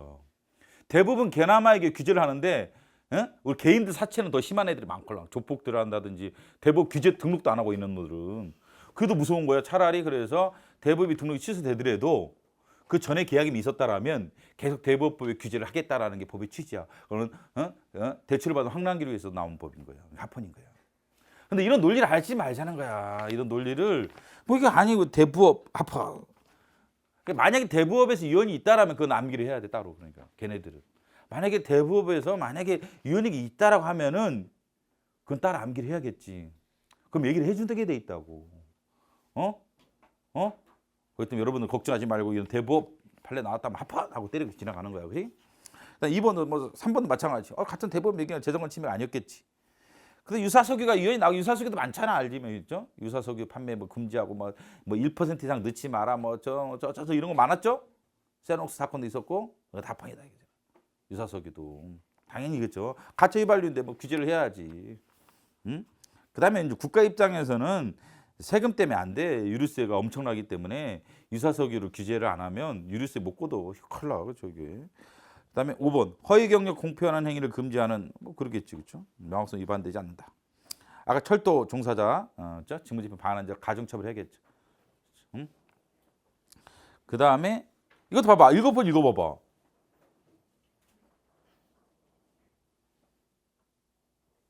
이게 무슨 말이 아니? 이거는 여러분이 순진한 여러분이 알 수가 없다. 그렇죠? 이거는 알 필요도 없고. 알 수가 없어 순진한 여러분들은. 뭐하러 공부를 하냐 합헌인가 이런 거. 응? 여기 가니까 내가 이제 증권회사에 갔어. 그죠? 증권회사 직원이 이게 1억 투자하시면 최소한 30%는 수익이 남는다. 이렇게 얘기한 거야. 봐봐. 그런 의미한 거야. 그럼 투자자가 투자 권유를 함에 있어서 불확실한 사항이 불확실하지. 장래 수익을 누가 해야지. 확실해. 불확실한 사항에 단정적 판단을 제공하거나 단정 판단, 그렇지? 30% 수익은 남습니다. 투자하세요. 그럼 이게 지는 커미션 받아먹고 말이야. 우리 은행 가도 그러잖아. 계속 그죠 증권 투자하라고 하잖아. 은행 가도 요새 와서는 실적 잡히고 하니까 막 그죠 되지 않는 이게 뭐죠? 뭐 펀드 가입하시라 하고 말이야. 이게 수익성 엄청 좋을 거라고 막 하면서 그렇게 하니 그죠? 그런 거 하지 말라는 거예요 원래. 하프니 같죠? 그 정도 된다 그죠? 그래서 뭐 투자 권유할 때 그렇지 이런 것도 유연히 나오기 힘들단 말이야. 이게 일반 투자자들 보호해줘야지. 명확성. 1번 안타깝지만 이게 이혼이 나왔다 이거는. 이런 거 따라 암기해야 돼. 이혼이 나온 거는 조심해야 돼, 그렇지? 웬만하면 이혼이 안 나오나. 공건하게 알몸을 지나치게 내놓거나 가려할 것을 내놓아 다른 사람을 부끄러운 느낌이나 불쾌감 준 사람을 처벌하는 경우 처벌법 명확성 위반된다. 이게 알몸이라는 것이 좀 너무 넓다라는 거야. 알몸이 뭐야? 여름철에 잘못하면 뭐죠? 약간 뭐죠? 나시 입고 다니면 그것도 일부 알몸 내놓은 거 아니냐? 뭐 이렇게 오해할 수가 있다는 게 판례 입장인 거야. 알몸이라고 하지 말고 특수 부위를 언급해라 이런 얘기야. 여기 나온 뒤가 보면 판례 나온다. 성기 어쩌쩌 나온다. 우리 바바리맨 있잖아. 바바리맨 하려면 만약 그걸 규제하는 내용이야. 내 생각에는 이 볼 만든 사람이 바바리맨 이런 거 규제하기서 나온 거면 알몸이라 표현하지 말고 좀 더 적실한 단어를 사용해라. 이런 판례 태도였어요. 그래서 이게 연이 났다 이거죠. 이거는 특별하게 기억하시면 돼. 그래. 알몸 사건. 알몸 너무 애매한 표현을 한 거야. 알몸이라는 게 너무 넓어요 좀. 해수욕장 가서 이 알몸이 어디까지인지 아주 애매한 경우도 있을 거란 말이죠. 그래서 좀 더 구체적인 적실한 표현을 해라. 나는 입장으로 이혼이었다는 것 기억하시면 돼. 이거는. 알몸 사건 이혼이 나온 거야. 명확성 원칙. 다음에 기부금 등록해야지. 그죠? 그죠? 등록하지 않고 기부를 받는 거. 그렇죠? 이런 사람 많지. 허가제도 합헌이었는데 뭐죠? 자체는. 이후에 정하지 않는 방법으로 정착을 기부하는 처벌하는 것. 그죠? 정착법은 법이 정한 방식으로만 정착을 받도록 돼 있어요. 그래서 법인은 정착을 줄 수 없도록 돼 있잖아. 그죠?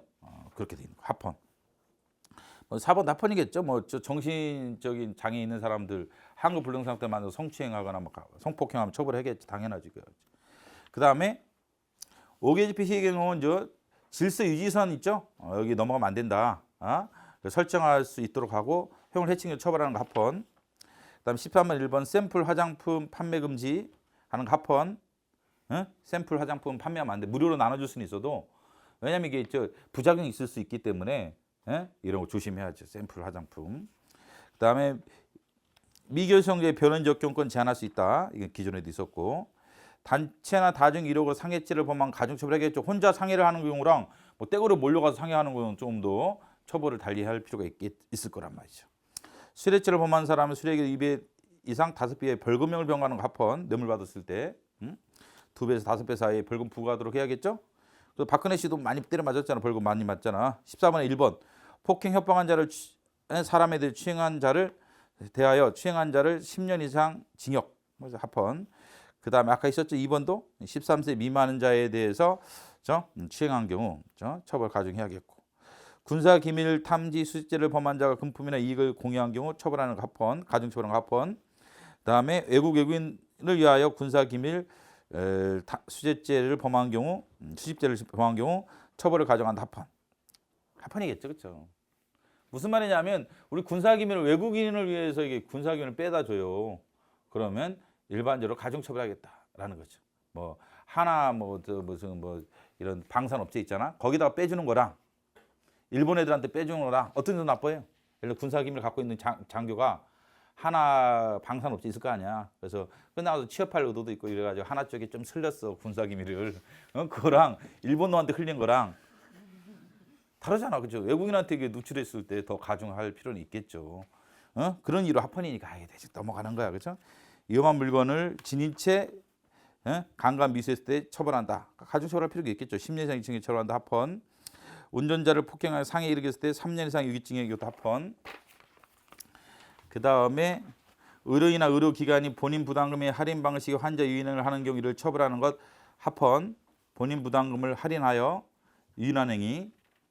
이제 뭐 유치하려고 손님들 환자 유치하려고 건강보험에서 받는 건 그대로 받고 원래는 너한테 이게 수술 건당 건강보험공단에서는 100만 원 받고 환자한테 100만 원 받는다 가정해 보세요. 환자과는 좀 할인해 주겠다. 우리 병원 와라. 여기 유치하는 거 금지하는 거 합헌. 취득한 부동산을 사용으로부터 2년 이상 해당 경우로 직접 사용하지 않고 매각하는 경우 감면된 취득세를 추징해야겠다 합헌. 그럴 것 같죠? 원래는 무슨 공장을 만든다 그래서 부동산을 취득을 했어요. 그래가지고 취득세를 면제해줬다든지 감면해줬다. 근데 공장으로 사용하지 않는 거야. 그거 매각하는 거야. 그러면 당연히 감면된 취득세 추징해야지. 그 다음에 세 번째 행정소법 23조 조항이네, 그렇죠? 회복하기 어려운 손해를 예방하기 위해서 집행정지 결정할 수 있다라고 행정소법 23조 2항에 규정돼 있죠? 그 조항 합헌이다. 이원인 것들은 특별히 기억하시고 합헌인 것들은 너무 머릿속에 담으려고 하지 말고 대충 이렇구나 하고 합헌이구나. 비교할 게 있으면 비교하시고 16분의 1번 뭐 최근 나온 중요한 판례 중에 하나죠. 16분의 1번은 검찰 수사가 아닌 피청구인이 피의자 신문에 참여한 변호인의 청구인에게 피의자 뒤에 앉아라 옆에 앉지 말고 라고 요구한 행위 변호권 침해라 봤습니다. 변호인이 변호할 권리 침해다. 수사를 받고는 피의자 옆에 앉아야지. 그래야지 빨리빨리 조언해주지. 후방 저기 뒤에 앉아라 그러면 조언해주지 그렇단 말이죠. 그래서 피의자 피고인이 변호인지를 제대로 받으려면 옆에 앉게 해줘야죠. 후방에 앉아라고 요구한 것은 변호인의 변호할 권리 침해다. 라겠습니다. 인용이 나왔고 이원이었습니다. 2번 그래서 헌법상 기본권이긴 하다. 피의자 신문에 자유롭게 참여할 수 있는 권리 변호권으로서 보호된다라는 겁니다. 그다음에 변호인의 권리가 그러면 세 가지가 판례가 있다는 것을 알 수 있죠. 변호인이 피의자와의 접견권, 피의자의 접견권, 이렇게 나왔을 때 옛날에 헌법상 기본권이 아니라고 했었죠. 그렇지만 두 번째 판례에서 구속된 피의자 피고인을 조력할 권리, 헌법상 기본권 하겠죠. 여기서 일종의 접견권의 하나라고 볼 수도 있는데 2번 접견에서 피의자 신문에 자유롭게 참여할 권리, 헌법상 기본권이다. 변호인의 권리 판례가 이제 세 가지죠. 변호인의 권리가 헌법상 보호되느냐 판례가 기존에 두 가지였죠. 하나 더 추가됐다라고 보시면 되겠습니다. 변호인이 피의자와의 접견권, 헌법상 기본권이 아닌 것으로 봤었죠. 그다음에 구속된 피의자 피고인을 조력할 권리, 헌법상 기본권을 봤죠. 이제는 피의자 신문에 자유롭게 참여할 권리, 이것도 헌법상 기본권으로 봤습니다. 근데 첫 번째 판례가 잘못된 거야, 그러니까. 옛날 90년 초반 판례다 보니까 개념 없이 내린 판례고, 근데 이게 뭐 판례 변경이 된 게 아니기 때문에 그냥 남아 있을 뿐이지 잘못된 판례죠, 사실은. 잘못된 판례. 첫 번째 판례는 잘못된 판례다. 근데 뭐 어떻게 할 수 없는 거지. 용어 정확히 보고 때리는 거야. 그 다음에 후방 착성을 요하는 변호인의 피의자 신문 참여를 제한해서 변호권 제한인데 변호권을 법률로 제한할 수는 있다는 거야. 다만 이런 경우에 한해서만 제한할 수 있다는 얘기를 하고 있는 거지. 변호인의 변호권 제한할 수 있다. 37조 2항에 따라 제한할 수는 있다. 다만 이런 경우에 한해서 제한할 수 있다는 의미입니다. 3번. 그 다음에 법원의 수사서류 열람 등사 허용 결정에 불구하고 검사가 수사서류 등사를 거부한 것 재판을 받을 권리 침해다. 법원의 결정이 있음에도 불구하고. 손해배상도 인정했죠. 행정법 배우는 분들은 이유사 판례에서 손해배상까지 인정했죠. 손해배상까지 인정한 판례가 있었습니다. 그 다음에 17번에 1번. 아동 청소 위험물 음란물 배포 소지 행위에 대해서 유죄 판결 확정된 자 신사정보 등록 개인의 자기결정권 침해냐? 아니다. 개인적 자기결정 침해가 아닌 것으로 나왔습니다. 이게 등록 자체가 위헌이었던 건 뭐였죠? 등록 범죄자 성범죄 관련된 범죄자들 등록 조항이 위헌이었죠. 등록 조항이. 예? 등록 조항이 위헌도 그래. 딱 하나밖에 없단 말이죠. 통신매체 이용 음란죄죠. 통신매체 이용 음란죄는 등록 조항이 위헌이 나왔죠. 통신매체 이용 음란죄 있었죠? 통신매체 이용 음란죄는 유죄 판결을 받은 자 등록하는 것, 등록 조항이 위헌이었던 게 딱 하나 있었습니다. 등록 조항이 위헌이었습니다. 등록 조항이 위헌이었죠.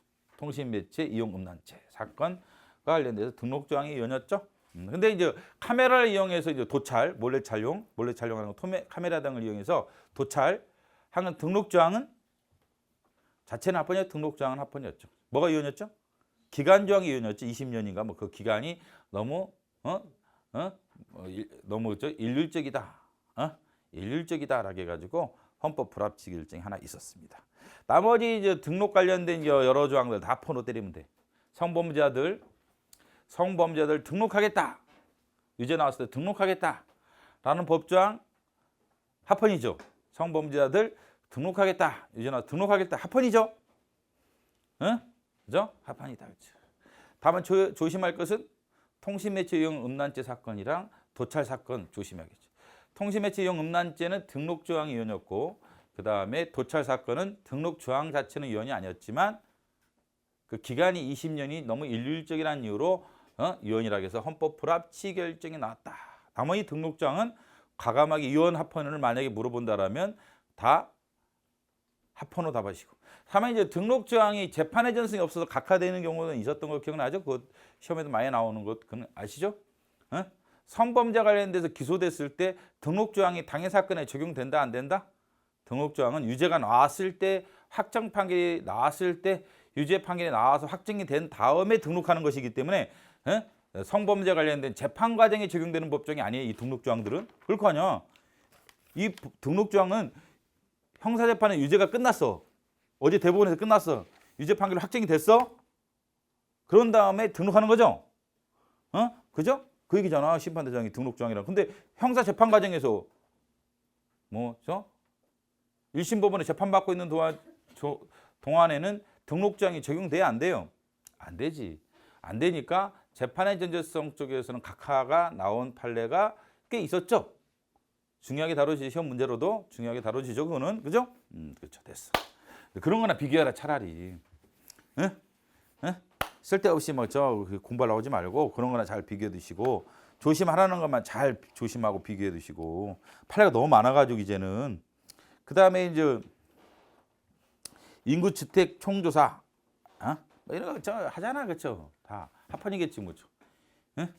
많이 붙어있죠. 아파트 단지 이렇게 앞에 보면은 뭐 이거죠. 인구조사 한다고 많이 붙어있죠. 협조 바랍니다. 뭐 1년에 뭐 한 번씩 붙어있죠. 그거 합헌이다. 그렇지. 그 다음에 3번도 합헌이고. 사람들이 너무 빨리 나가니까 오전 7시 반. 그 다음에 오후는 또 늦게 오니까 6시 반까지 늘린 거야. 9시부터 6시까지면 집에 사람이 없는 데가 너무 많다. 이게야.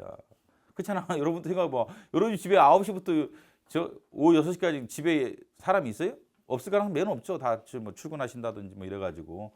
그러니까 좀 땡긴 거야. 7시 30분. 좀 늦은 거야. 8시 45분. 그래 어쩔 수 없는 면이 있다 이겠죠. 그 다음에 4번도 읽어보시고. 종교의 자유를 따로 판단할 필요는 없다. 18번 1번. 어린이집 CCTV 설치하는 거 있죠? 어린이집 교사가 막 애들을 막 때리고 뭐 이렇게 했다가 해서 문제가 많이 되잖아요. 그래서 어린이집에 CCTV 설치한다는 얘기 많이 들어봤죠? 설치된 거예요. 법률조항 합헌이겠지. 합헌이겠지. 2번 위헌이다는 게 틀렸겠지. 3번 또 합헌. 등록조항 합헌. 그다음 19번에 1번. 공직선거법 중에 중퇴한 경우 수학기간을 함께 기재한다. 그렇죠. 중퇴, 대학교 중퇴다 그러면 1년을 다니는지 2년을 다녔는지 5년을 다녔는지 알기가 힘들잖아. 그렇기 때문에 중퇴라면 뭐 3년 중퇴 이렇게 써라 이게야. 1년 중퇴 써라 이게야죠. 이게 선거운동위원회를 침해한다고 할 수 없다. 공동주택의 동별 대표자의 증임을 한 번으로 제한하고 두 번 할 수 있다겠죠. 세 번은 안 된다겠죠. 합헌이다겠죠. 뭐 대통령 두 번도 못 하는데 뭐죠. 그래서 저 증임을 한 번으로 제한한 것, 뭐 합헌이죠, 그렇죠. 너무 또 장기 집권 하면 이것도 저 아파트 입주 대표자에도 또 뭐 좀 비리가 생기고 그러잖아. 또 알다시피 그렇죠. 그 다음에 세 번째, 지역 축협조합의 조합원이 조합원 자격이 없는 경우 당연히 탈퇴하고 이사기를 확인하여야 한다고 규정한 것은 합헌이다. 조합원 자격이 없으면 탈퇴시켜야죠. 이사인을 확인하도록 돼 있고. 그 다음에 지역별 축협은 사법인이다. 결사이자에 보호된다. 대상이 된다. 그럼 결사이자에서 보호된다 안 된다는 거 기출 문제라든지 여러분 주로 나오는 판례들이 뭐죠?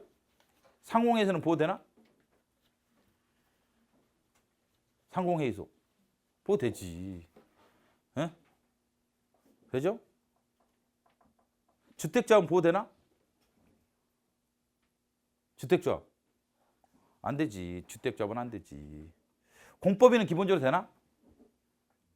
안 되지. 농지계량조합 되나?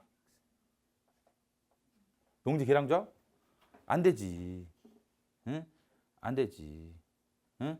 안 되지. 변호사협회는 되겠지.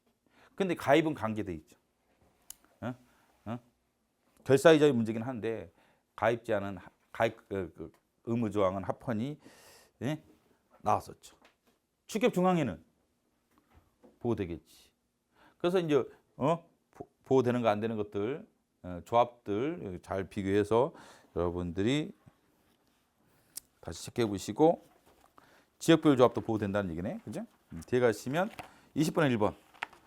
직선제 조합장의 경우 선거운동 기간 후보자 등록 마감일의 다음 날로부터 선거일 전일까지로 한정하면서 예비후보자 제도를 두고 있지 않는 것 결사이자 침해냐? 아니다. 예비후보자 제도 없는 것 합헌이다. 그렇죠? 예비자도 후보자도 모든 선거에 다 있는 게 아니에요. 그렇죠? 비례 쪽은 없어. 비례대표 국회의원이라든지 비례 쪽은 없죠. 그것도 합헌이었잖아. 그렇죠? 이거 뭐 대통령 국회의원 선거도 아닌데 뭐 조합장 선거 뭐 예비후보자 후보자 제도를 두면은 그 전에 또 뭐 불법 선거해도 통제하기 힘들단 말이죠. 그렇죠? 힘들지. 그렇지? 그래서 결사이자 침해를 하지 않는다. 그렇죠? 법정된 선거운동 방법을 허용하면서 합동연설에 등을 두지 마라. 허용하지 않는 것 합헌이었습니다. 공공단체 위탁 선거하는 법률 이거 합헌이었죠. 그렇죠? 왜냐하면 이게 뭐 국회의원 선거라든지 지자체장 선거 이런 거는 선관위가 개입을 할 수 있는 여건이 되지만 이 조합은 너무 많은 데다가 중요 선거도 아니기 때문에 이걸 다 통제하기 힘들어요. 그다음에 공정성 확보가 매우 힘들다. 또 이런 거 뭐 합동 연설에 공고 토론 하려면 뭐 지방 그 신문사들 이상한 신문사 많아. 지방 신문사, 동네 신문사 여러분들 들어보지 않았어요, 그렇죠? 뭐 토 세력들이 말이야, 그렇죠? 지방 토 세력들이 신문사 만들고 뭐 건설업체 사장이 신문사 만들어 가지고 공정하겠어요? 안 공정할 수가 없지. 그렇기 때문에 이런 걸 하지 못하도록 하는 거예요, 그렇죠? 합헌이었죠. 근데 이게랑 비교할 게 이제 5번이지. 2번 합헌이었지만 5번은 위헌이었죠, 그렇죠? 그죠? 전화, 컴퓨터 통신 이런 거에 대한 선거운동 금지에 대해서는 위헌이 나왔죠. 농협동조합법, 선거법도 93조와 관련해 가지고 뭐 벽보 부착하지 마라 이건 합헌이었죠. 그렇지만 문자 메시지 이런 거까지 포함시켜서 금지한다라면 위헌이 나왔었죠. 93조가. 그죠? 93조 공선법 93조 사건 유사하게 있었죠. 그래서 최근에는 법이 개정돼 가지고 선거일에도 문자 메시지 보낼 수가 있고 선거일에도 홈페이지를 이용한 선거운동이 가능하도록 최근 돼 있죠. 21번에 1번. 4분의 3의 동의에서는 사단법인 해산할 수 있다. 합헌이겠죠. 그렇죠. 정지서 가정돼 있잖아. 웬만하면 해산이 안 되지. 그러니까. 그렇죠. 그 다음에 직선지 조합장의 선거이건 후보자 아닌 사람이 선거운동을 전면금지 이를 위반하면 처벌한다. 그 다음에 3번. 예비조정 없는 것 합헌. 그 다음에 22번. 국세 환급금을 체납된 국세 등에 충당하도록 한 것 재산권을 침해한다 할 수 없다. 그렇지. 황랑에 세금을 1억을 안 내고 있었어. 근데 환급받을 세금이 또 7천만 원 있단 말이죠. 그럼 7천만 원 환급해 줄 거냐? 환급 안 해주고 이거 세금 안 낸 것 1억에 충당한단 말이죠. 충당하죠. 그렇죠. 합헌. 자, 2번. 공무원연금법상 퇴직금 수급자가 지방에 취임한 경우 재직기간 중 퇴직연금 전부의 지급을 정지한다. 전부 지급 정지가 이게 유연했던 게 되게 많았죠. 실제 여러분이 모른팔에도 전부가 유연했던 게 꽤 많았던 겁니다. 뭐 군인이 퇴직했다. 그때 뭐 정부 투자기관에 뭐 재취업했다. 전부 지급 정지 유연이 나왔었죠. 대통령이 정하는 기간, 뭐 총리령이 정하는 기간, 국방부령이 정하는 기간에 재취업했다. 뭐 전부 지급 정지 이런 것도 유연이 나왔었죠. 근데 이제 전부 지급 정지가 합헌이었던 게 하나 있었죠. 그래서 군인이 예를 들면 군인이 공무원 또는 뭐 사립학교 교직원로 재취업했을 때 전부 재직권 전부 지급 정지 합헌이 나왔었죠. 근데 이게 또 전부 지급 정지 합헌이 하나 더 있죠. 자, 공무원연금법상 퇴직금 연금 수급자가 지방의 의원에 취임한 경우 재직기간 중 퇴직연금 전부의 지급을 정지하는 것은 재산권을 침해한다 할 수 없다. 라고 해서 전부 지급 정지가 또 합헌이 하나 더 있죠. 옛날에 뭐였죠? 군인이 연금을 받는 군인이 즉 공무원, 사립 교직원으로 재취업했다. 전부 지급 정지 합헌이었죠. 근데 이번에는 공무원이 퇴직금을 받는 공무원이었던 사람이 퇴직금 수권자가 지방 의원이 됐을 때 전부 지급 정지 합헌이 나왔죠. 뭐 법정일 연업 5분 합헌. 4번도 마찬가지예요. 뭐 유언이면은 여러분한테 특별히 설명을 해주니까 그냥 넘어가는 것도 좋아. 공동 상속 인정 피상속인으로부터 재산의 징여 유증을 받은 자가 있는 경우 그 수증 재산이 자기의 상속분에 달하지 못하면서 부족한 부분에 한대된 상속분이 있다고 규정하면서 특별 수익자가 배우자인 경우 특별 수익의 산정에 예를 두지 않으면 민법 배우자의 상속권 침해냐? 아니다. 그렇죠. 아니다. 그것도 마찬가지야. 여러분이 뭐 알 필요 없어. 그냥 이게 만약에 유언이라면 여러분들이 기억이 나요. 특별히 설명도 강조하고 문제도 많이 나오고 이러기 때문에 민법이 유언이면 영향을 많이 줘요. 그럴 거 아니에요. 얼마나 영향을 많이 주겠어요. 민법이 유언이 나오면. 난리 나는 거야. 그렇죠. 그렇기 때문에 시험 문제 계속 나오고 다뤄지기 때문에 물론 공부를 한 사람을 전체로 아예 안 한 사람들이야 뭐 어떻게 할 수가 없어 걔네들은. 근데 많이 한 사람이 유리한 게 뭐예요? 이거 저 유언이었으면 분명히 배웠을 텐데 안 배운 게 나왔어. 그러면 합헌인 거야 여러분 입장에서. 그게 장점이야. 공부 열심히 하는 사람들 장점. 몰라야 된다. 대충 이런 내용이에요. 이해할 필요 없어. 예를 들면 내가 결과적으로 우리 아버님이 돌아가셨다. 그래서 3억을 받는다고 가정을 해보세요. 나중에 결과적으로 나의 상속분이 3억이야. 근데 2019년에 돌아가실 예정이야. 상속을 받아. 근데 2018년에 결혼했는데 그때 이제 집사라고 1억을 보조를 해줬어요. 1억을 집사라고 18년에 결혼할 때. 그럼 원래 3억 중에서 1억을 제외하고 2억만 상속을 받아 내년에. 미리 받은 거랑 비슷하다게야. 올해 내가 1억 받은 거 내년에 받을 거 미리 땡겨 받은 거랑 비슷해. 성금 비슷한 거야. 미리 땡겨 받은 거야. 특별 수익자야. 난 특별 수익. 결혼한다고 해가지고. 근데 동생은 결혼 안 했어.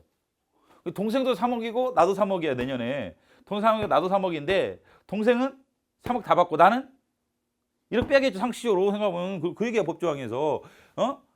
그렇지. 나는 그래도 특별 수익자로서 그 이미 징여받은 것으로 봐가지고 추정받은 것으로 봐가지고 이미 1억을 받은 거로 봐서 뺀다 이게야.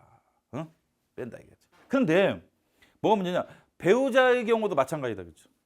예를 들면 내가 아니라 예를 들면 배우자가 예를 들면 여기서 뭐 집 살 때 남편이 예를 들면 1억을 줬어. 1억 집 살 때 2018년에 그때도 뭐 한다? 이때 1억을 빼요. 그래서 이제 배우자에 대한 예외 조항을 두고 있지 않는 거야. 배우자 마지막 뭔가 그 얘기야. 보면 그렇죠. 아래 두 번째 특별 수익자가 4번에서 특별 수익자가 배우자인 경우 특별 수익 산정에 예를 두고 있지 아니한 민법. 배우자로 해서 우대하는 건 없다면 이 부분에 있어서는 특별 수익자가 만약에 뭐 자녀라 해도 배우자라 해도 똑같이 해서 내년에 1억은 공제한다. 그렇죠? 근데 이제 배우자에게는 이제 50% 더 할증이 돼요. 더 많이 받아. 좀 더 많이 받죠. 자녀보다. 또 5번은 유언이죠. 그러니까 여러분이 기억나는 거야. 별거나 가출 등 실증 혼인관계에 존재하지 아니하여 연금 형성의 기여가 없는 이혼 배우자에 대해 법률혼 기간을 기준으로 수급을 인정하는 것은 재산권 침해다겠죠. 응? 이런 건 기억이 날 거란 말이죠. 그래서 이제 결혼을 했는데 30년간 법률혼 기간인데 실제로는 뭐 한 10년 살고 20년 따라 살았어. 이혼만 안 한 거야. 그래서 10년 살고 20년은 헤어져 살았어. 그다음에 이제 어제 이혼했다겠죠. 그다음에 이제 다음 달에 만약에 이제 사망했다. 공무원이 사망했다. 또 하나 국민연금 받으자면 사망했다. 그러면 이것만 쳐줘야지. 이거를 20년은 실제 법률은 기간은 맞지만 실제 국민연금 재산 형성에 기여한 바가 없다 이거죠. 근데 이게 심판 대상 다 받게 돼 있다는 거죠. 심판 대상은 그냥 법률론을 기준으로 하다 보니까 30년 다 계산해 가지고 국민연금 부분을 수익을 올리도록 한 것은 재산권 침해다라고 본 거죠. 다른 국민연금 가입자들 위해서 다른 국민연금 가입자를 생각하면 재산권 침해다. 10년치만 주면 된다 이거죠. 판례 입장 10년치만 주는 거죠. 20년치는 안 줘도 된다. 그 얘기 이제 5번. 별거나 가출 등의 실질적 혼인관계가 존재하지 않지 20년간은. 그리고 연금 형성에 기여를 전혀 안 했죠. 이 부분은 20년은. 그런 이혼 배우자에 대해서 법률은 기간을 기준으로. 법률은 기간이 30년이야. 그동안 3년 동안 이혼을 안 했으니까. 분할연금 수급권을 인정하는 것은 재산권 침해다라는 거죠. 소득공무원이 지급받은 성과 상여금을 다시 분배하는 거 하지 마라. 합헌. 성과금 줬더니 다시 과에서 다시 걷어가지고 나눠 먹고 이러면은 성과금의 의미가 없기 때문에 그러하다. 이렇게 보시면 되겠습니다. 잠깐 쉬고 23번부터 하겠습니다.